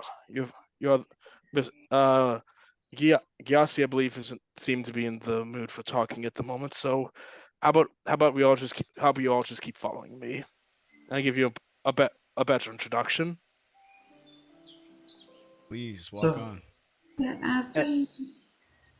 And Yes. I'm sorry. And she will also say, perhaps not to and by the way, best not to advertise who your parents is for the time being. And she leads them all up. But Alicia Well, would hang on pull. hang on a second. I want to hit Thalia quick before we proceed. I was- Thalia, what I were was you going to say? Thalia will kind of adjust her sash and cover the tattoo on her arm. And In that very Greek way, you can just sort of fold it over your arm and welcome it down. and as we're following, I want to check in with Gyasi as well, but try talking to him. Okay, you talk to him a bit. It's like talking to a tree, or talking to maybe a deaf individual, or not even that can compare. Why don't you make me a medicine check to see if you're able to medically interpret what's going on? I think because I'm assuming Katara is still there, so I think when Thalia approaches and say, "It seems we're all going mad." Have I noticed Katara's like extra conversations and like glances? Shit, how haven't you? I've this told you point. all about it. How Yeah, horrible. I think everyone knows about it. Alicia doesn't have the full details, but if she's high enough perception, she knows she's I'm talking to pretty somebody. Oh, she's high enough Oh perception. my god, I was rolling in. Oh my god, I'm such an idiot. I was rolling in Roll20 this whole time and couldn't figure out why it wasn't working. I'm sorry. First one was like a 24. 24. So, at any time here, Gyasi, feel free to correct me if you feel that it isn't following along the lines of what you had in mind. But I will say that most certainly he has gained a madness. So you guys some of you have become aware that Katara has gained her own level of madness. And there's 3 types of madness: so short-term, long-term, and indefinite madness. I think in this instance, you interpret a sort of long-term madness from Gyasi that will last probably for many hours, like many hours. That's maybe even longer. You have yet to identify if it is indefinite or long-term. It is curable by usually when someone is driven mad, they kind of are brought to clerics to be dealt with magically, or to be spoken to in a sort of to help them ease their soul. Basically, what you understand in this moment in a 24 is that Gyasi has experienced some kind of inner turmoil, probably a personal trauma, significant enough that he is sort of his mind is sort of defensively like fell into itself. He's not conscious. He's not aware right now. He's stuck within his own mind as he's trying to deal with something that is something happened that was so contradictory to his interpretation of himself that it has forced him to fall back into his own mind to protect himself. Yeah, that sounds like some shit. So That's your professional opinion? It sounds like some shit. Yeah, no, that doesn't sound like Thalia's going to be able to help too much, but she's going to do what she can to comfort Gyasi and at least heal him. I'll cast heal and I'll tell Ouroboros get over here, and I'll do a twin cast on Ouroboros and Gyasi for 60 points because they're still in rough shape. He catches that like right as you're fucking casting it, and he's like at the front, like 30 feet. He's like, "Oh fuck!" And then he like runs back. Everyone get out of And the way! he jumps in to the twin cast. Fucking just like it's Katara's like, oh no, and you just like crush her. Katara steps in front. I imagine it's like the feeling of getting into a hot tub when it's really cold outside. Oh. No, you crush Katara's bird again. You just land on the bird. And No, I'm kidding. Do not kill my bird. But Again, I want to bring it around to Ember for a sec. Oh, Gyasi for a second. Oh, sorry. so- One character. No, it's all good. I think with that close proximity, Ouroboros will have a very good opportunity to recognize a very similar state. When you were standing by the river Styx and you were there and you watched those individuals lose more and more and more of themselves, and they became more vacant and less human. That's the same look. He ponders this while laying on top of Katara. Get off me! I will say from because I'm trying to sort of interpret into that sort of like how the Greeks might interpret in sort of a religious spiritual sense. I think the idea would be that whatever spiritual trauma Gyasi has dealt with, I think like as we in the modern world interpret would be like drawing into our inner mind. But I think how it's best described in like the Greek terms, like the Greek mythology terms, would be that Ember's soul is sort of flown a bit from his body, and he's closer spiritually to the underworld than he is to the living world in this moment. He's more vacant. His body has left his soul behind, and it needs he needs spiritual replenishment. Which brings me to you, Ender. Fuck me, Gyasi. Sorry. Wrong character again. Wrong character. So I want to leave it in. This is entirely in your hands, Gyasi, because this is a roleplay choice, and I respect that. Madness in D&D terms says that it can be cured by certain very powerful magics. And heal, coming from Thalia, is a powerful divine restorative. So I leave it in your hands. If you wanted this to be something that sort of brings you back, you could. But if you wanted to say that not quite, Gyasi's not ready for that, it's just not enough in this moment, it's totally fine too. There will be opportunities very soon to find that healing in maybe a more therapeutic sense than a magical sense. I think that it will have an effect in that he kind of goes from a complete automaton to someone who could maybe feed and dress himself, but the capacity is still off the plumb. Fair enough. So I think with that said, what would be most proper, Gyasi, is why don't we say that you are under the effects of the Feeble Mind spell? Like you're not actually under the effects of the spell, but similar stricture. Yeah. You can identify friend from foe, but you can't really speak. You can defend yourself and your friends, but you're not all there. Perfect. Cool. So say that's what has been brought back. So you suddenly see Gyasi going from like just an empty vessel to a little bit more like and probably out of rote and habit, his right hand, because he's primarily right hand, keeps going to his right hip. And you'll notice that the sort of Perseus is no longer. And every time he does, and it comes back empty, there's agitation. Everybody's got a high enough insight to just agitation the entire time. Is there something that's usually in that spot that Yes, like the sword of Perseus. Where'd you lose it? In the battle. He was there. He was fighting with it in the battle. He flew in with it in the battle, but it's not there any longer. Oh shit balls. In the in the Tarrasque? Tarrasque? Yeah. Yep. That's going to be a really cool loot for whoever takes that fucker down. Oh man. Like the sword of Perseus. What is this doing here? Unless You weren't holding it? Yeah. Well, I was conscious, and then I was unconscious, as in Belly. dead. Yeah. We could always try to get the sword back, and she'll watch for a reaction.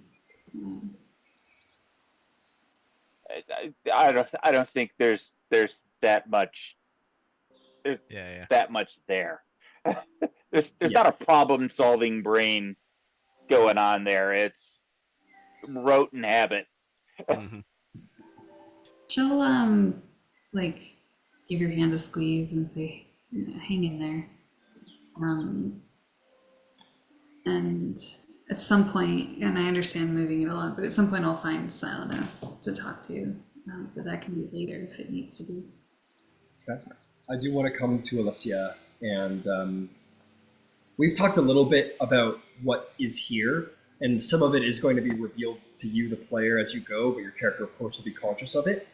And you know what this, like, I want to try and keep it subtle so that you have knowledge that they don't, but you essentially know what this plane is, or what goes on around here. So there's many various places you could take them to if you wanted to. But my question is, where are you taking them? There would be where there's probably an expectation you take them, but you can take them wherever you want. Alicia would take them to. I think they're not exactly in a big mood for like a big council meeting at the moment. So Alicia's basically going to take them to the home of the Moon Circle. Okay, fantastic. And as she leads them, and Go ahead. I'm sorry, as she leads them along there, she pulls Thalia aside and says, "Dear, don't be, dear. Unlike the others, don't be afraid to show that off. Yep, trust me, they might love, just might love it." And she gives her a wink and keeps going along. Wait, what do you? And she points to a tattoo. So they like Aphrodite here, or at least Leonis? You know that name. You met him. Just like, my dear, effort. Let's just say effort. Let's say the lover is very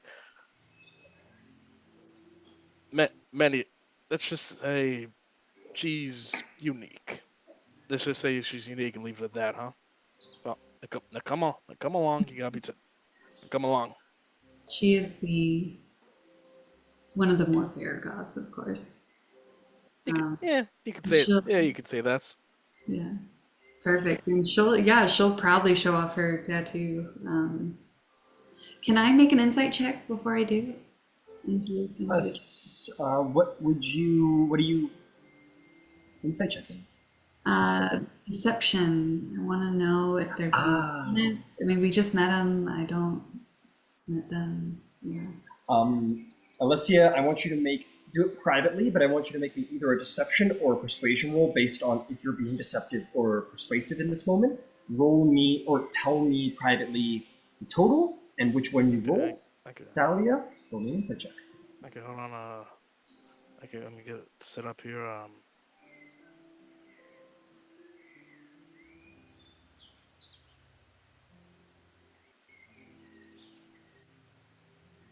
Okay, I'll send it to you. Thank you, sir. Send it to you on the messenger. Thank you. Watching the eyes of the player as my insight check. Yeah, I know what you're doing. I know what you just said. Well, you're insight checking the insight check? Yeah. IRL. IRL. I insight check you. Was this counter spell? Oh, I insight check your insight check of my insight check. All right, let me go take a look here. Understood. Thalia, what'd you get? I got a nat 1 for 12 and re-rolled with a sorcery point and got another nat 1 for 12.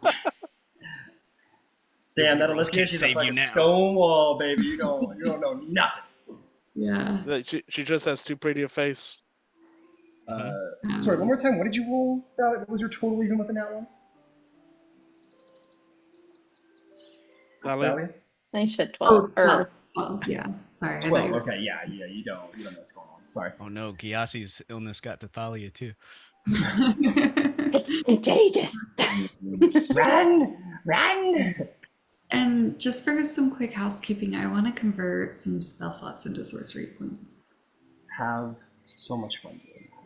And that's such a business way of saying that. Oh, I appreciate your forthrightness. You may go right ahead. Incredible. So, And oh The- man. Oh, yeah, go ahead. and she pulls Thalia along with the rest of the gang, and just whispers, as a to top it off, "Trust me, nothing about everything about you is worth showing off. Come on, now come along. Wait, did you say nothing about? Everything about everything." Oh, everything. Yeah, that's a big difference. Okay. Talia looks very offended for a second and then has a moment and then goes, Oh, never okay. mind. Oh, thanks. Yeah, okay. Haha. She'll say, well, thank you. And feeling inspired, she'll take you by the arm, like kind of arm in arm, and you'll feel some warmth, almost like kind of radiate from her arm, and it kind of tingles in a very pleasant way. But there's something a little magical about her touch. I'll be holding probably a know what I'm gonna conversation. You probably know what I'm going to say already, Alessia. Alicia's flattered, but she's kind of like almost taken aback a little bit, but she maintains her cool a little bit. As a reminder, Alessia, you have felt a similar touch before from the individual previously mentioned. Okay. Katara's hanging back for a second, and she's gonna do a thing once people are a little further out of your shot. Ouroboros is gonna be standing next to Gyasi with kind of his arm on his shoulder, like walking like he's no different, and he's gonna like whisper down to Gyasi. He's like, "See, that's how she gets people in a trap right there. Like, at least she's fucked. She's fucked." You're strapping who? Who's trapping? Yeah. Gotcha. Salas is like sitting on your shoulder, just like, yeah, man, yeah. You're like that's how they. Holy shit! We're like, that's how they get you. It's like in The Office when Dwight is talking, and then I forget his girlfriend's name, but she just like pops up next to him. I don't know if y'all seen that. He's like, holy fuck! Yeah. Oh shit! What the fuck? God. So just as a note, I'm just gonna give myself a little bit of temp HP, just for my tireless ability. Amazing. Oh, can I cast Emboldening Bond really quick? We're about to go meet some like druid people. That's kind of important. How long does Emboldening Bond last? 10 minutes. All right, we'll do that. I'll just say you do it before you enter wherever we're going. Like I should say, oh, we're up here, and she just casts it real quickly. Cool. Is there anybody else who has something they need to do while you have this 10-minute walk? Yep. Ouroboros has to go take a leak. Oh my actually. God. Yeah, you go do. Shut up. Dude, what are the rules for taking a leak in here, Ryan? There's no rules. You just do it.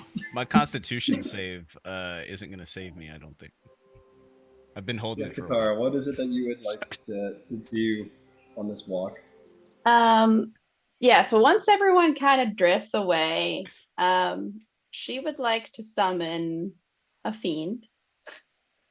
Oh. She would like to summon a Eugalith and basically give it the task to pop in and out of the Tarrasque and try to get a sword. Because it teleports.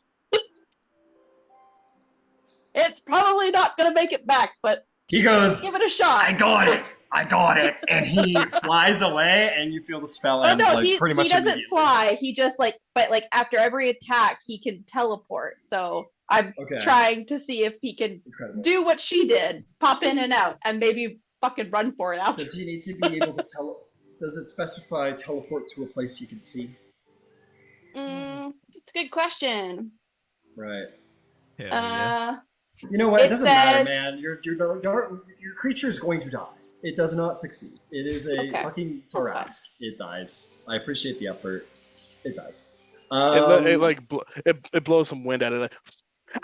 Yeah, he's like, I got this, and lumbers across. Maybe like it 5 was minutes later, something he can see, and I forgot about that. So he tries and fails miserably, and then he goes, just okay. I wasn't built for this. And he fucking dies. Team Rocket blast off. I gave it a Team shot. Rocket's getting destroyed by acid damage again. Is there anything else? Or shall we go on with the journey? Okay. Um, Sounds like we're going on. No, we're going on. okay. You guys. Sorry, we need to move on. Okay, we move on. We Um, move on. Okay. You guys. Fuck, I got so many tabs open. I can't deal with it right now. You guys move on to. You go down the side of the mountain as you talk and piss and whatever else you're doing, and Yeah, go Thank you piss for over letting me there. to have a pee break. you head down the side of the mountain. It's a decent walk. It's about a half hour, which probably justifies why there's all this conversation going on. And as you reach sort of the bottom, you guys find yourself below the canopy of beautiful trees where you see creatures the likes of which you've only heard of in fairy tales. You see little sprites and fairies and will-o-wisps and all manner of strange fairy tale-like creature. You see very sparsely, if you ever see anything that's vaguely, like anything that's like fleshy and humanoid, other than, you know, the little fairies and sprites. It's a truly interesting place you found yourself. And then you find yourself sort of lowering down even more into, I'm not going to say a valley, but a bit of a dip in the terrain. And down below, in a sort of basin, you see water flowing amongst a number of huts that are connected via wood bridges. Well-made wood bridges, and not like, you know, not made by tools, but certainly almost, again, like nature itself has miraculously created this village without any need for tools or masonry or carpentry of any kind. Even the huts themselves are completely consistent of what looks to be like half-formed trees that just happen to have little holes and perfect infolds into them, and you see a number of, strangely enough, more beasts than people wandering around, even violent ones. You see like a tiger with miraculous sylvan designs prowling right past a goat, and they sort of like look at each other and kind of nod and continue on. But there are a number of individuals that are strange and animalistic in other ways. You see some that are half frog men. You see some that are kind of like Gyasi, half cat with sort of leopard print on their body. You see a number of very strange individuals. You see some that look like almost as tall as Ouroboros, not nearly as strong, but seem to be covered in a sort of fur with gray skin, have these sort of almost cow-like features, floppy ears. Very strange fairy tale-esque creatures wander around here and all seem to live peacefully in tandem. And as you all enter into the village, attention from all of the beasts, even the birds on the trees, and all of the various individuals in the village sort of look with interest around corners and out the windows of their huts at all of you as you enter.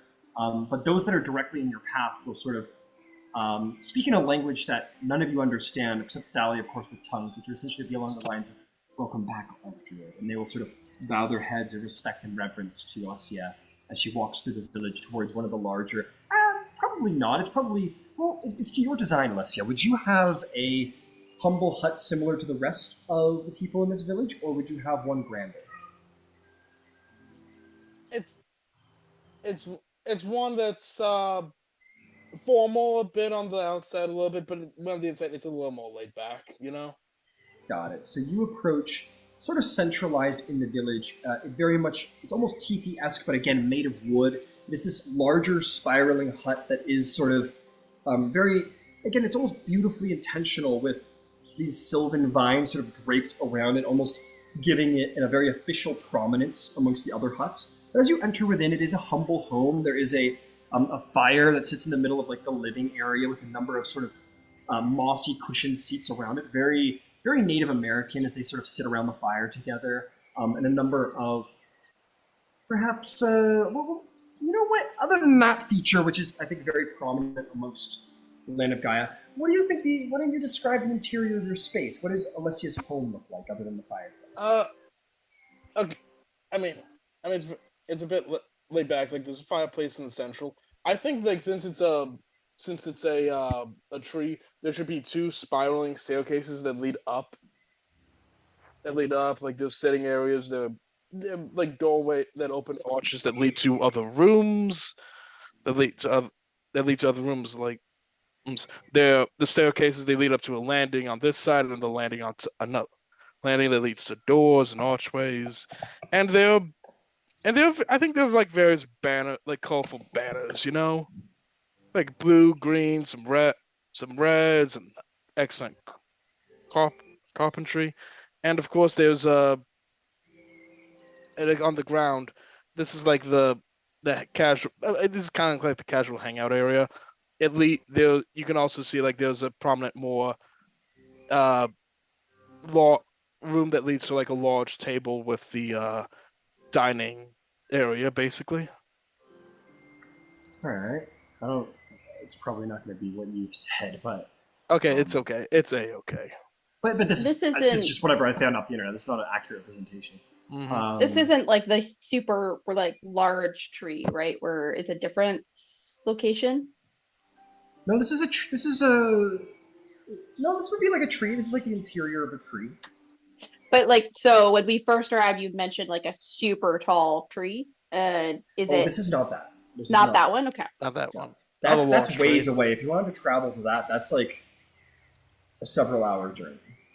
I was just trying to gauge like because he said Yeah. spiraling tree. I was making sure that I didn't miss like a giant tree in front of me, sort of thing. No. The giant tree, that is much further off. That is Right, much okay. further off. And then there's some, and I would imagine, Ryan, that there's some people there, like at least they wouldn't want to call them servants and everything, but like helpers when they need helping friends, helpers, like some dryads, some nymphs, like some satyrs, and of course some druids and everything. There. I will say, nymphs and satyrs are not within the lands of Gaia. Those are very much the offspring of gods, so they would not be prominent.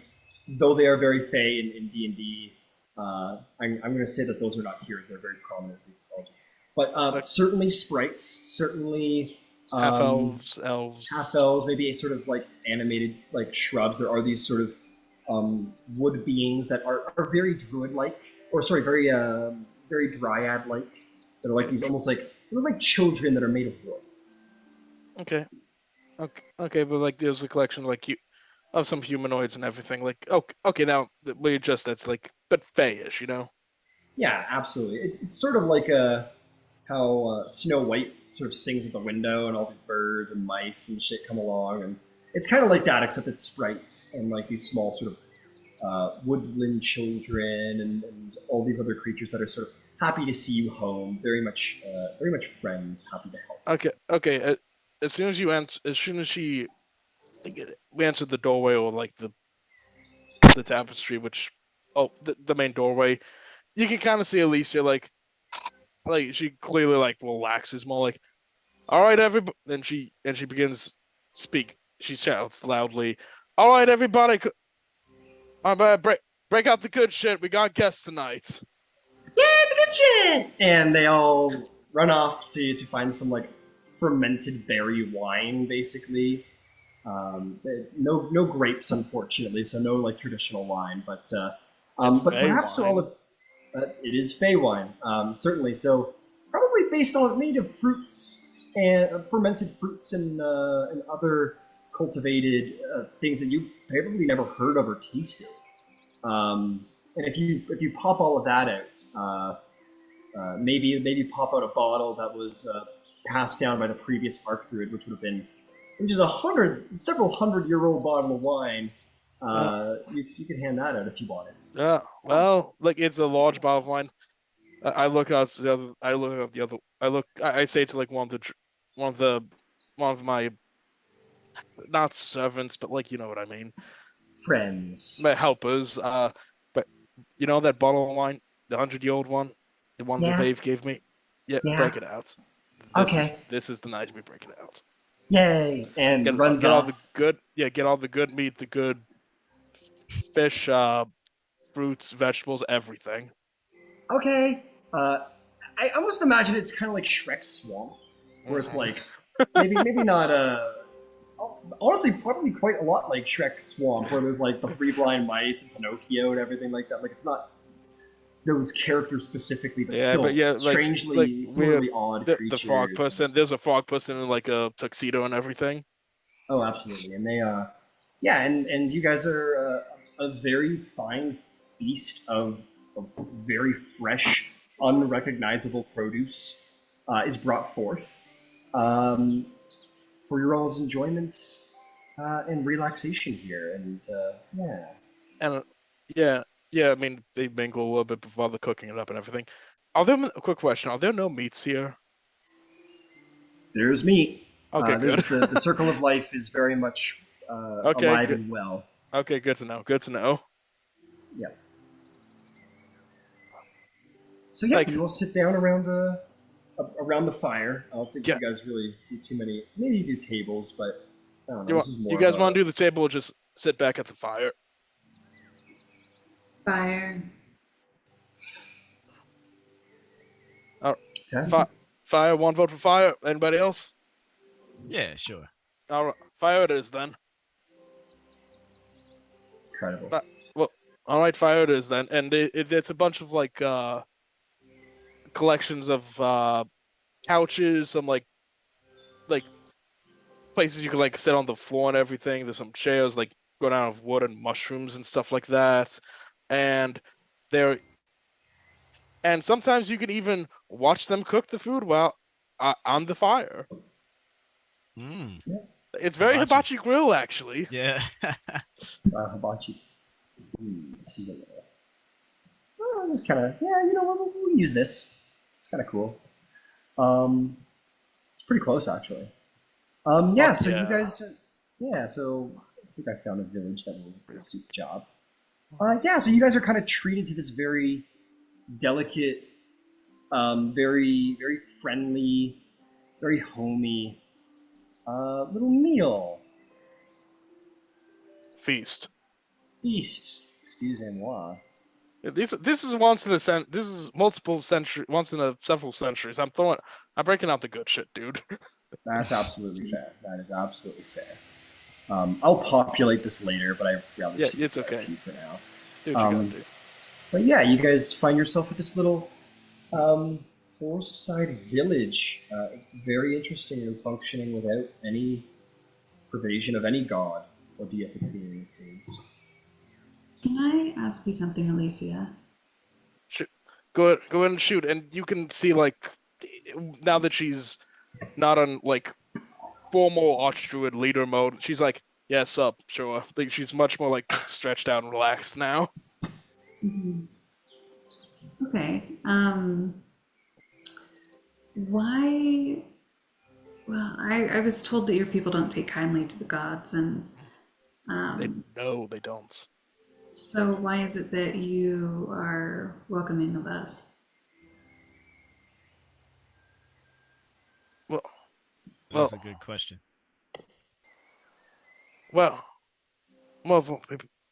that's is. Did you ever ask yourself? It took you that long to ask that question? I gotcha. But seriously, for one, I believe in treating guests well for one. And this is also a question for Ryan. Ryan, I'm aware that they were supposed to come here, correct? Yes, you are very much aware. Like, we knew you were coming here, and you knew you want to ask for help because I also know that things are going bad outside, right? You do, but you may mostly know of this because, like, the druids don't care that stuff's going bad outside. You mostly know of this because of the before mentioned visitor who came and spoke on the behalf of these individuals and did so very well that the archdruids have allowed them an audience. Yeah, talk about including yourself. You're a part of that negotiation. Yeah. Yes, a visitor came here. Very fine-looking individual. It's fine-looking hunk, I'd say. But kind of convinced people to let to let the outside world a little bit in. Because from what I've heard, shit's fucked out there. Am I wrong? Well, Not wrong at all. yeah, it's in rough shape. We're working on it though. There are definitely those that were not as open to it as I was, but the majority of the archdruids and I can talk them into believing that you gotta let the outside world in a little bit before it barges itself in. Mm. Plus, call me curious. You be around here long enough. You wonder what's on. You live around here long enough. You start to wonder if grass really is greener on the other side. Mhm. Yeah, speaking of, where exactly are we? So I The- guess I'll go really quick. We walked down a set of stairs, so are we like in a massive cavern or something, or did we No. end up? Quite strangely, you are not in a cavern. You seem to be. It's almost like it's a little hard to explain. um, but yeah, you went through the waterfall and you basically entered into this. It was like a grotto. Large stone walls around the outside, a sort of hidden grotto to the world. And then as you descended down deeper and deeper into the earth, again, and completely against geography. Like, you're like, okay, where that tree is where the sea should be, you know? Um, so you're not really sure where you are anymore geographically. You expect perhaps you're not even in Greece anymore. Did we pass through any other portals, as you're Yes, walking between up and down? Okay. you went, no, not between up and down, but you did pass through a film of conjuration as you exited the waterfall. Just a waterfall. Okay. Yeah, if it's not obvious by now, things are kind of different here than they are outside. Something might take a little getting used to. Mhm. Yeah, I'd say. Well, I mean, that's quite all right, but we are here for a purpose. Yeah, your purpose. Which leads me to I'm sorry, just let me look for something.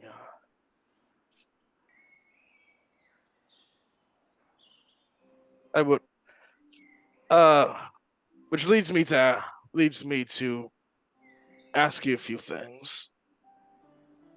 Shoot. And I hope you have answers for them because other people will suddenly be asking them, and I doubt they're quite as patient, and those fuckers aren't as patient as I am. Which Well, fuckers? the archdruids, the others. Oh. So you guys run off of like a council or something? For bigger business, tough to explain. Hmm. But first questions first. What the ever living fuck do you all want from us? And the others would be much more blunt.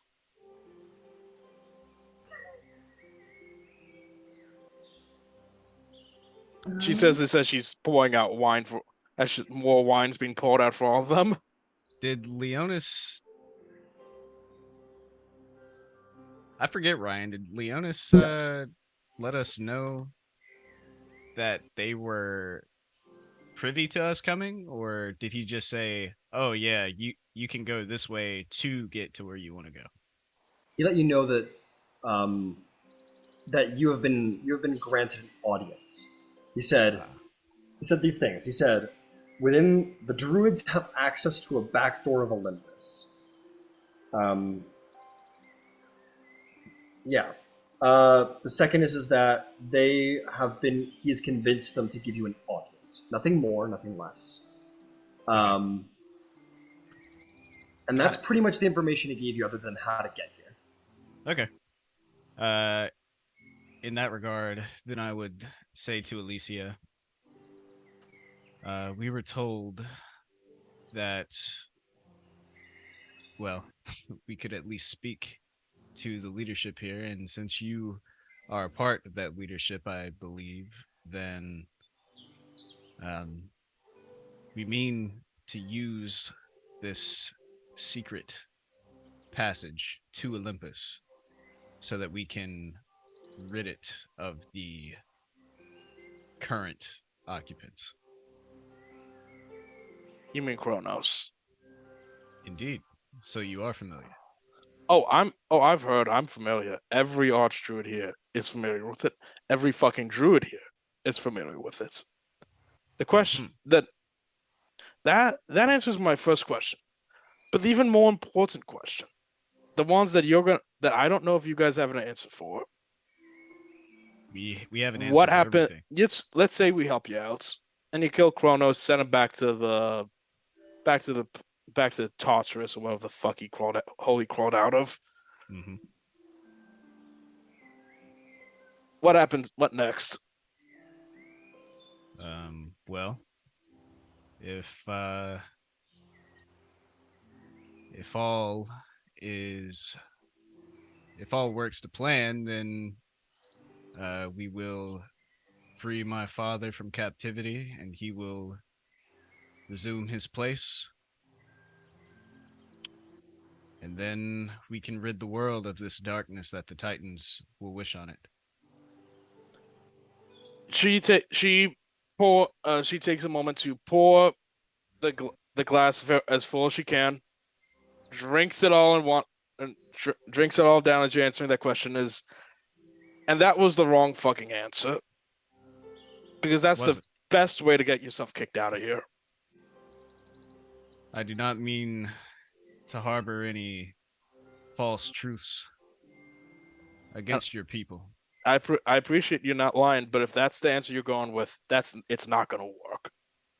Well, either the Titans or the gods are going to be in charge, and it's better the gods than the Titans, right? It's the lesser of two evils. Oh, you poor girl. Y'all really believe that? Yes. Yeah. That might be true, but you gotta convince all the others of that first. Can I tell you a little story? Yes, please. Do you know how the Druids wound up here? I have some ideas. This little adventure you're on, gods versus Titans, put Zeus on the throne, overthrow Kronos, banish him to wherever the fuck he came from. We've done this before. It did not go well the last time. Enlighten me.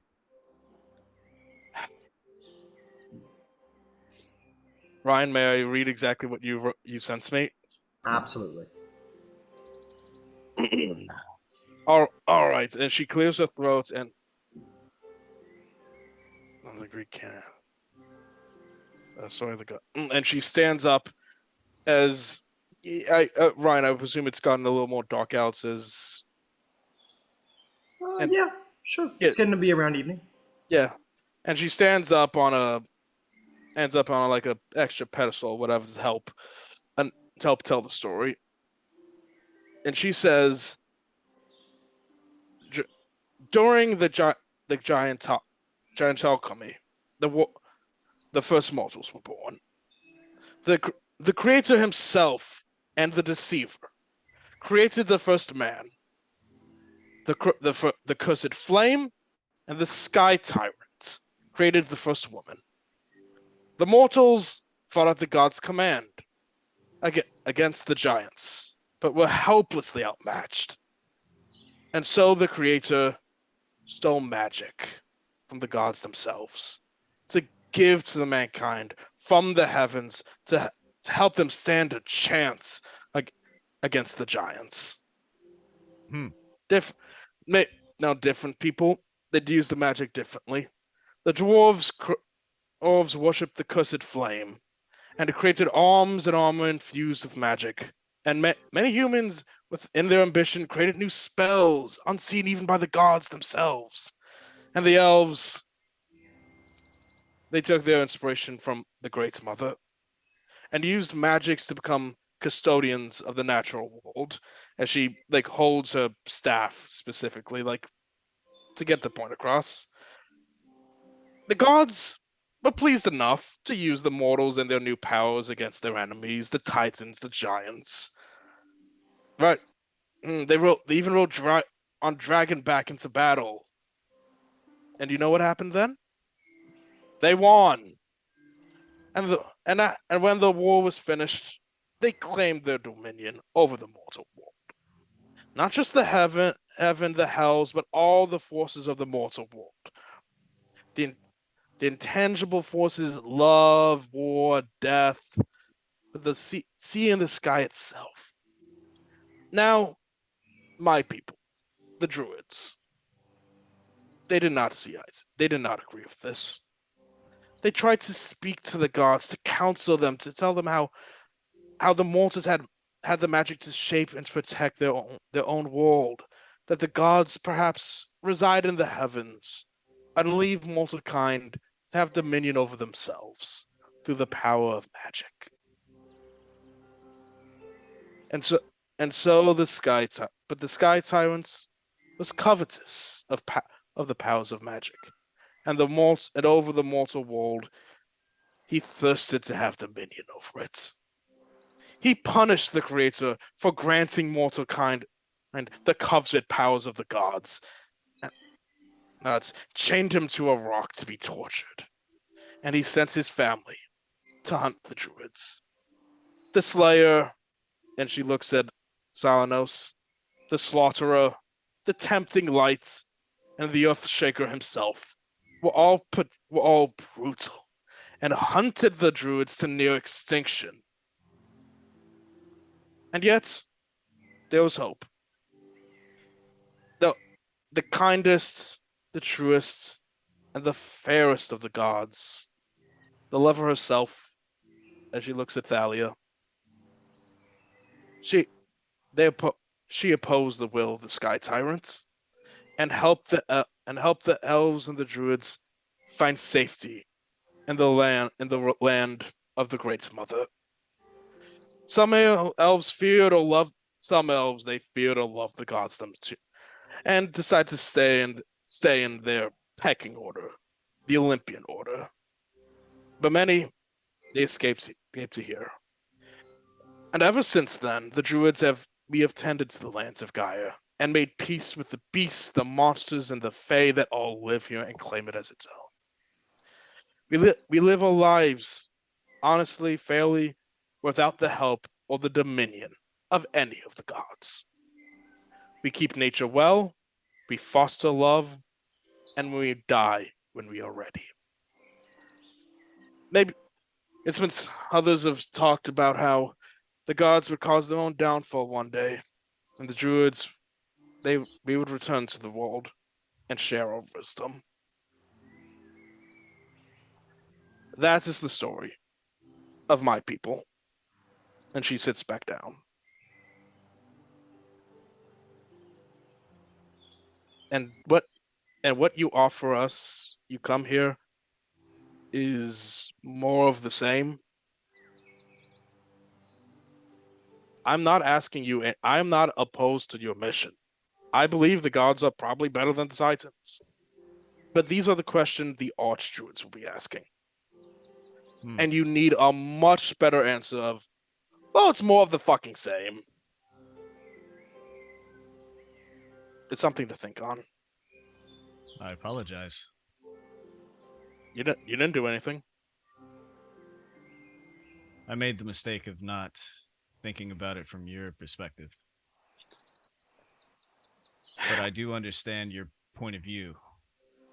And I believe that given the nature of your help in this regard, that it only bolsters the druid's bargaining power in order to be able to have things proceeded differently than in the past. The gods would have to offer quite a lot. Are you sure they would be willing to follow through on it? No. But it is certainly a step in the correct direction if you would help us to rid the world of an evil that even your people will someday come to face. I'm at your side. The others, though, they'll need convincing. We have a few members, kind of looks over to Thalia, that can be quite convincing. Yes. Don't you you, Thalia? Don't be afraid. Don't be afraid to throw your mom's weight around here. We like her here. We have nothing but charity for her. This is her war too, and you help us, you'd be helping her. It's important that we're able to gain access to the back door of Olympus. So I hope we can make that happen. But she didn't tell you, did she? She says to Thalia. I presume not. About helping us. What is it that we can do for you?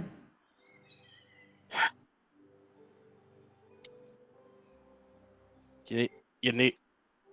The world can't go back to the way it was. The Druids will not agree to it. They've been down that road before, and it burned them badly. The gods would have to, and this is just myself speaking, would have to at the very least step back from the world and let mankind take its place. Maybe they're not better. They might even be worse. They deserve the chance to fail, though. They deserve that much. You have a very, very good point. Sorry for killing the mood. No. Just And more to she think about. fills she makes sure everyone's glasses are filled up and says, on a better note, to new friendships. Let's hope so. Tara's not drinking. We're so fun She at hasn't parties. eaten or drank anything since she's been in here. So, in the meantime, and Alicia notices that, but she won't make a mention of it. Well, I will say that with Alicia's granting of perspective, her wishes for the mortal world exposed, and her advice for the group of individuals you'll have to convince in the following day. You sit around with perhaps the friendliest of the archdruids, if Alicia is to be believed, and